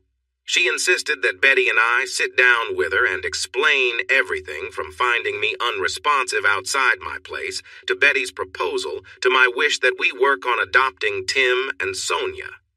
The thought of becoming a grandmother and having 2 kids to care for filled Sandra with excitement. As Lorandra, Betty's agent, she had many connections around the world that helped her get things done. By the end of her first week back, she had finished legal paperwork that would allow Betty and me to take care of Tim and Sonia when they were released in about a month. We also talked about buying a new house. Together with my parents, Harper and Trey, everyone helped Betty and me find a good home. We discovered a lovely 5-bedroom house in the northern suburbs. It had a decent-sized yard and was positioned on a hill with views of the city. The house was fairly new, built by a young lawyer who wanted to start a family. Sadly, he and his wife separated, and now they were selling the house as part of their divorce. The rooms were spacious, and the master bedroom felt almost as big as my old house.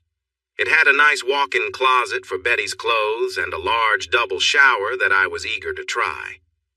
There was also a big garage for 3 cars, complete with a workshop for my things, and I immediately loved the back deck with its wonderful views. We spent almost a week moving our belongings and buying furniture, making sure the rooms for Tim and Sonia were ready. We decided to move in on the same day they would officially come to live with us. While they knew most of this, seeing it all in person was different. I have some great video of us bringing the kids in and their joyful shouts as they saw their new home and their own rooms. Sonia especially wanted hugs and happily placed her toy unicorn on her princess bed. For the first time, I felt comfortable walking around in shirts that showed my scars. Tim felt the same way, and Sonia wore pretty dresses. If they could be brave and show their marks, then I could too as their guardian. Betty and I talked about getting married in about 6 months, early in the new year when it would be warm in Australia. We didn't want to wait too long, as this would also be around the time we hoped to finalize the adoption of Tim and Sonia, making us a real family. There were some rumors about Lorandra and me, so Betty and I decided to ask Andrew to come and do a formal interview with us. Andrew wanted to take a family portrait including Tim and Sonia. We sought advice to ensure it was okay to include the kids in the interview since we weren't their legal parents yet. We were told that as long as government officials could review the interview before it was released, there shouldn't be any problems. For the first time ever, I felt like an ordinary person. I smiled at people in public and was even happy to talk about my scars when someone asked. At night, after I put the kids to bed, Betty and I would enjoy each other's company in our king-size bed. We talked a lot and often held hands. We also liked to sit together on the back deck with a drink in the early evening. I felt happy and ready to start my new life with my wife and the two kids I was proud to call my son and daughter. Just a few weeks before the wedding, everything changed. I had my right hand in a bucket of ice, the water tinted red with a little of my blood. My hand hurt, but a checkup had shown it wasn't broken, just sprained. I sat back in the police interview room, using a napkin to gently dab my split lip. After sitting for about half an hour, trying to ignore the dull decorations, a detective came in with a folder. He placed it down and sat across from me before opening it and reading. Mr. Brian Other, recently turned 28. Works as a landscaper for Big Landscapes, current legal guardian of twins Tim and Sonia Redding, engaged to Betty Brown. He frowned at her name while looking at a photo of her. Better known as the model Lorandra, I spoke up, making the connection clear. His surprise was evident for a moment before he regained his professional stance. Well, yes, of course, Lorandra. Then he paused and looked at me with a hint of disbelief. Really? Lorandra? He asked. I chuckled.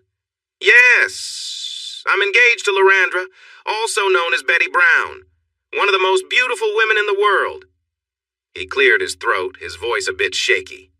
Really, I mean. I raised an eyebrow. A few months ago, his reaction would have made me anxious, but I felt different now. Is there something wrong with me? A reason I shouldn't be with her? I sensed what he wanted to say, but he held back. I laughed again. Is it because I am a large, awkward person? I enjoyed his discomfort. When he began to respond, I waved him off. Detective, it's fine. I know that when the media catches wind of this, there will be a lot of talk about me and Betty. But yes, I am engaged to her.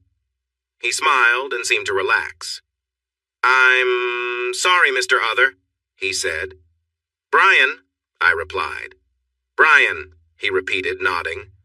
Well, Brian, we have a bit of a problem here. Can you walk me through it? Am I under arrest or facing any charges?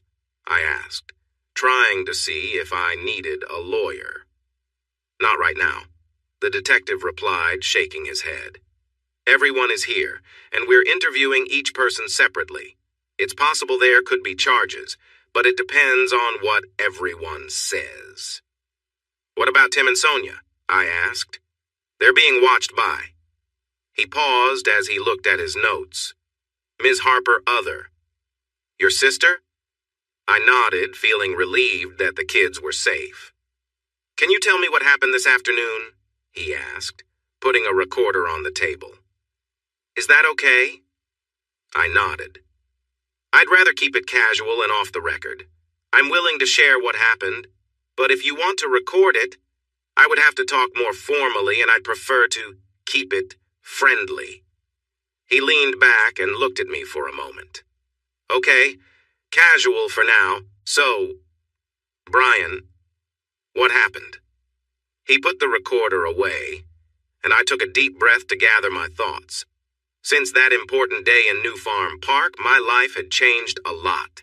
I was no longer defined by the sadness from the scars on my body, scars I got from saving my sister from a fire when I was younger. Indeed, after meeting Betty Brown, better known to the world as Lorandra, the supermodel, I began to open up. We were engaged, and we were also in the process of adopting twins. They were two wonderful kids who, like me, had been burned in a house fire where they lost their family. Tim and Sonia would be our legal children once Betty and I got married in a few weeks. Since Betty was famous, we had been meeting with a trusted reporter named Andrew, who would interview all of us over the next few days to prepare for the announcements regarding our marriage and the adoptions. I had experienced some media attention before when Lurandra kissed me in front of many people, but that had calmed down, leaving only a buzz about our relationship. People knew she was dating me, but they wouldn't realize how serious it was until Andrew's articles came out. Betty kept her engagement ring in a box on the dresser in our bedroom, except when we were at home. It was a bright Saturday morning. Betty had gone to the airport to pick up Andrew, while Tim, Sonia, and I sat up at a table in a quiet corner of the lovely gardens in New Farm Park. We knew this was the right spot for the interview because it was where everything had begun. After getting comfortable and sitting down, Tim and Sonia excitedly shared their plans as a family. They talked about trips to the beach, visits to Disneyland, friends they wanted to see, pets they hoped to get, movies they wanted to watch, and what kinds of chocolate and candy should always be in the house. Since coming into our care, both kids had really thrived. Tim seemed less affected than his twin, always ready to help Sonia. Like me, she had burn marks covering much of her body, including part of her face. She was still a bit fragile, but was growing stronger every day. On the table, we had set out sandwiches, party pies, and hot sausage rolls. There were drinks, including juice and soda. Both kids were eyeing a block of chocolate that was saved for later. I had just received a message from Betty saying she and Andrew were parking and would be here soon when everything changed. Tim and Sonia were trying to be helpful. Suddenly, Sonia looked up and let out a loud scream. Her panic was obvious, spreading across the park where we were sitting. I saw what had alarmed her and started to turn to look. Before I could move much, a strong arm wrapped around my neck, pulling me backward. I'm a big guy, so instinctively, I tried to push the arm away. But there were others ready to help. As the first person let go, two more grabbed my shoulders and forced me down to my knees. "Look at that," a familiar mocking voice said. "Crispy has found some little versions of himself." I focused on Brian Dumont, who stood a few steps away, flanked by three men who looked similar to him. The two holding me were pressing down on my legs while I tried to stay steady, but I could turn my head to see Tim and Sonia. They were trying hard to stay quiet, held by another man. I didn't like the sneaky grin on his face. I looked back at Dumont. "What do you want?" I asked, trying to stay calm in front of my old enemy. "Revenge," he shot back. "You had me arrested, and now I plan to make you pay before you can go to the police. You will write a statement to make sure I get off easy." My family had to help me escape the country. And now you need to fix this for me or face serious consequences, Dumont. "Leave me alone, Dumont," I said sharply. "This is your fault, not mine. My answer is no. Now let me go and step back before I lose my patience." Dumont laughed harshly and looked at me with disdain. "You don't understand, Crispy," he said, nodding his head. Just then I felt a sharp jab in my back, and Sonia let out a cry before falling silent. I looked over and saw that Dumont had his hand over her mouth. I glared at him. "If you don't do exactly what I say, my cousins and I will hurt all three of you. I know you don't care about yourself, but think about your young friends." "We will tell the police," Tim started to say, but Dumont struck him hard. "Quiet," he ordered in a heavy French accent. The two holding me had to poke my side several times before I calmed down. Once they had me pinned again, Dumont stepped closer and hit me. I spat blood from my lip and focused all my anger on the man in front of me. "You're weak, Dumont," I said after a moment. "You hit like a child." I wanted to shout at him, but I didn't want to scare the kids with my anger. He stepped forward and hit me again, the sound ringing in my ears. "You're an outcast!" Dumont shouted, frustrated because I wasn't giving in like before. "Do you really think you can talk to me like that?" "Absolutely," I said quickly. "It takes both of your goons just to hold me still. And if anything happens to my friends," I smiled grimly, "you won't be able to stop me from making you regret it." For a moment, I saw fear on his face. If it weren't for the others, I would have made my move.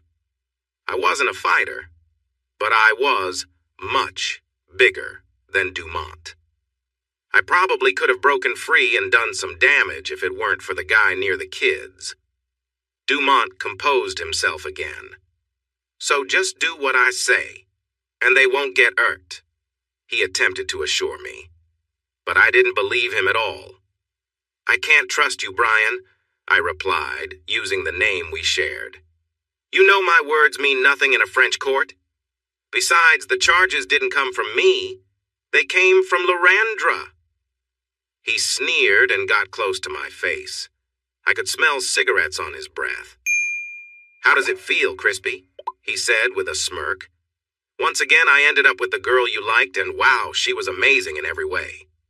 I had a great time with Lorandra, and I'm still thinking about going back for more when she returns to Australia. Who knows? Maybe now that she's with me, I could settle down and start a family with her." He seemed a bit out of touch. Maybe had too much to drink, or just didn't know what was going on. If he had, he would have known that Lorandra and her agency were taking legal action against him for spreading false information and damaging my fiancé's reputation. I glanced at the kids. Tim had a red mark on his cheek from where he'd been hit, but he was being brave, looking for a way to help his sister. Sonia had tears in her eyes. I threw my head back and laughed. "You fool," I fired back. "You never got close to her. I know for a fact Lorandra wouldn't want anything to do with you, even if you gave her $1 million. You're just a parasite, Dumont. You never understood it, but I wasn't wise to it either until recently." He didn't say anything. I sighed. "Look, Brian," I said, trying to ease the tension. "The truth is you never had a chance with Lorandra. We both know you never had a relationship with her before, and you won't in the future. She will never have children with you." "Yeah, right," Dumont said, but there was a hint of doubt in his voice. "You saw the pictures, I know you did." I nodded, keeping my calm. "Yes, I did, and it upset me enough to keep me in the hospital for a night." Dumont smiled, thinking he had the upper hand. "But that doesn't change the fact that you and Lorandra are not meant to be. I know the pictures are fake, and besides, she is with someone else," I said firmly. If he didn't know the latest about my relationship, maybe I could use that to my advantage and help the kids escape. "Yeah, her ex, Tommy," Dumont said smugly. "She played you, Crispy, used you for attention. She's going to marry Tommy, and you'll just be stuck here with these 2 kids." All 4 of the men laughed. I shook my head. "No, she's not with Tommy," I told him. "I just needed a little more time. Surely someone heard Sonia scream. There weren't many people around yet, but there were some in the distance who might notice and come to help." He scoffed at me. "You really think a woman like Lorandra would ever be interested in a guy like you who has to hang out with kids that look just as rough?" Before I could respond, a new voice broke in. "Yes, he is," my fiancé said. "He is the strongest and most handsome man I have ever met." Standing next to my bride was Andrew, along with 2 police officers. One was using a radio, likely calling for help. "I'm so amazed by Brian Other," Betty said. "I love him more than anyone can know, and we're getting married soon. Not only will those 2 kids you are holding join my husband and me as a family, but I also plan to start a family with him." Dumont looked shocked at Betty, then at me, and back again. I smiled widely at his surprise, and Betty was just as happy sharing her love for me. Dumont glanced at the kids, and as he did, I felt the two who were holding me relax at the sight of the police. Suddenly I was free and stood tall, sending them backward. I could still feel the earlier hits to my side, but I didn't care. I wanted to make a statement to Dumont. "Give it up, Dumont," I said firmly. "This isn't high school anymore. I'm not that kid you picked on. I've changed. I have people who care about me. I'm engaged to the most wonderful woman, and I know she loves me deeply." You've read about great love stories. Well, now you can add Lorandra and Brian Other to that list. It's a bond that you can't break. He glared at me, anger flashing in his eyes. "Fine," Dumont replied. "Then just vanish." Everything seemed to slow down in that moment. Dumont reached into his waistband, and I feared he was pulling out a weapon. The police were also drawing closer, but there were people in the way, including the kids. I knew they wouldn't shoot. I saw his fierce look and realized I had to act quickly. If he meant to harm me, others could be in danger too. As I said, I'm not one for fighting. Despite my size, I usually avoided conflicts and would rather walk away. But as Dumont tried to pull the weapon, I was already moving. He was only a few steps away from me, and I didn't need to move far. At the same time he turned to aim at me, I stepped forward, ready to defend myself. The sound Dumont made when I made contact was surprising. He staggered back and lost his grip, dropping the weapon. As my foot hit the ground, I threw my fist and knocked him down. He landed hard and lost 2 teeth while the gun flew away several feet. Suddenly, the police shouted orders, their guns ready, telling everyone to lie down. Dumont was already out cold, but the others quickly followed orders. To stay out of the way, I sat down. One of the officers gave me a thankful nod as he carefully moved to keep everyone away from the gun. In just a few minutes, nearly a dozen officers surrounded us, along with an ambulance crew. Media vans started to arrive, clearly alerted to the situation. Dumont lay face down on the ground, now in handcuffs. Sonia was sitting on my lap, and Betty sat next to me, gently cleaning my injured hand. Tim was in her lap as we waited. Andrew went over with an officer to speak with the media after getting our approval. "You haven't heard the last from me, Crispy," Dumont shouted, face down on the ground. I could see blood on his face, and he looked hurt. But no one rushed to help him. Instead, the ambulance crew made their way to us, and I made sure the kids would get checked first. Sonia made a little noise in response to Dumont. "You know?" she said sweetly, but loud enough for everyone to hear. "Mr. Bryan's going to be my dad soon. He has so much love and forgiveness, and I know he would forgive you if you asked." She looked up at me, and I smiled back before turning to Dumont. "But I don't want him to forgive you. You wanted to hurt him. He's going to be the best dad ever, and you won't get anything from my dad, my brother, or my mom," she said, looking at Betty, who was smiling brightly. "You get nothing. I think you should go to jail and stay there." I was thinking a lot at that moment, and she was right. I wasn't going to forgive Dumont. But what struck me was that she called Betty Mum and referred to me as Dad. I gave her a little squeeze, and we just sat and waited. The ambulance crew came to check on the kids. Betty waved them away from herself and then glanced at me. Lastly, they looked at Dumont. In the end, 4 men, French nationals who claimed to be on vacation, were arrested on several charges. Brian Dumont received help for a broken nose, some lost teeth, a fractured cheekbone, and a serious injury. As for me, I was given some pain relief, a bottle of water, and an ice bucket while I waited in a police room for everything to be sorted out. Our wedding was streamed online, with several companies paying a lot to Betty's agency for the chance to show it. Betty looked beautiful in her simple white satin dress. She had no long train, just a lovely bouquet of flowers in her hands as she walked down the aisle with Andrew. Tim was the ring bearer, and Sonia was the flower girl. Harper was her maid of honor, and Trey was my best man. We invited only 50 people to the small church and kept everything relaxed and simple. I do not remember much else from that day, except that we danced, laughed with our friends, and had a wonderful time. I could see the joy in Betty's eyes, like she had just won something special. Sandra and my parents took care of Tim and Sonia while we went on our honeymoon. We spent a month on a tropical beach.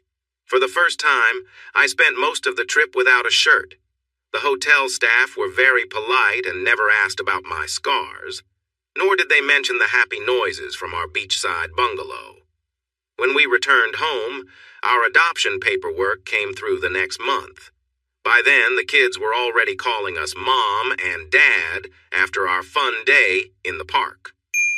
Now, they could legally use our last name.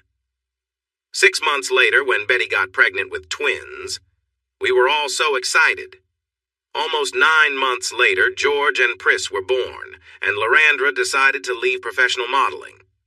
I kept working with Jeff, taking care of my crew, and I enjoyed my job. Now, Betty, the kids, and I go to almost every barbecue invitation. I am very comfortable in shorts and a short-sleeved shirt. You might be curious about what happened to Dumont.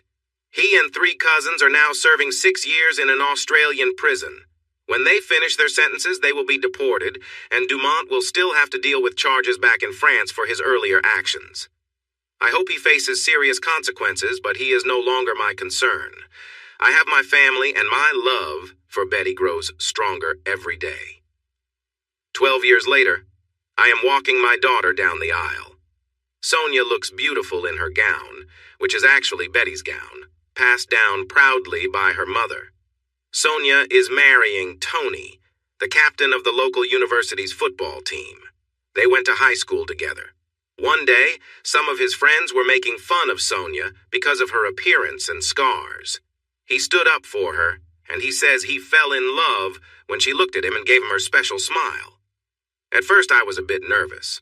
I worried that Tony might just be trying to hurt Sonia like Dumont had done to me long ago. But I was wrong. Tony has shown many times that he is a good man. For Sonia. Harper, Sandra, and Betty haven't let me worry too much about him dating my oldest daughter. Tim is still with his high school girlfriend. She is a lovely redhead, and I think he will propose soon. As for Betty, she never returned to modeling full-time. After George and Pris, she did a few shows, but then started her own agency with Sandra. They are doing well and represent notable models in Australia, the UK, and the US. During the wedding photos, Sonia posed with me. We both smiled proudly, showing our scars. They have become a mark of strength instead of shame. At the wedding reception, I had a special dance with Sonia. We both cried as we swayed to the music. When the song ended, I handed her over to her husband, and Betty took my arms. "My hero," Betty said, as I admired my wonderful wife. "No, you're mine," I replied, leaning down to kiss her. Her lips felt just as lovely as they did many years ago when she first caught my attention. She laughed, drawing smiles from the crowd around us. Betty, once known as Lorandra, touched my cheek, tracing the scar softly. "We've done well, haven't we?" I asked as we danced close together. "The famous model and the man with scars." She smiled at me, knowing that while I still feel a bit unsure about my looks, they no longer stop me from being seen. I have even been part of advertising campaigns that help burn victims feel proud of themselves. Betty shifted her hand to my chest, bringing me back from my thoughts, and then gently supported my chin. "We've done great, babe," she said, looking over at Pris, who was chatting with some of George's friends. Pris has her mother's looks but wants to study medicine, not modeling. George enjoys working with his hands and hopes to learn a trade after high school. I couldn't be prouder of all 4 of my children. I noticed Betty take a deep breath. So, the kids have their own room tonight, Betty said softly. I raised an eyebrow, a little surprised. I hear that former supermodel LaRondra is having a special show tonight, away from curious onlookers. How special? I ask with a smile. My wife leans closer to me. Just for you, honey. Just for you. I smile back. Life is good. Hey, everyone. Thanks for watching. Don't forget to subscribe and turn on notifications so you won't miss any of the exciting stories we have coming up. What do you think about the characters in this story? Let us know in the comments. We'd love to hear from you.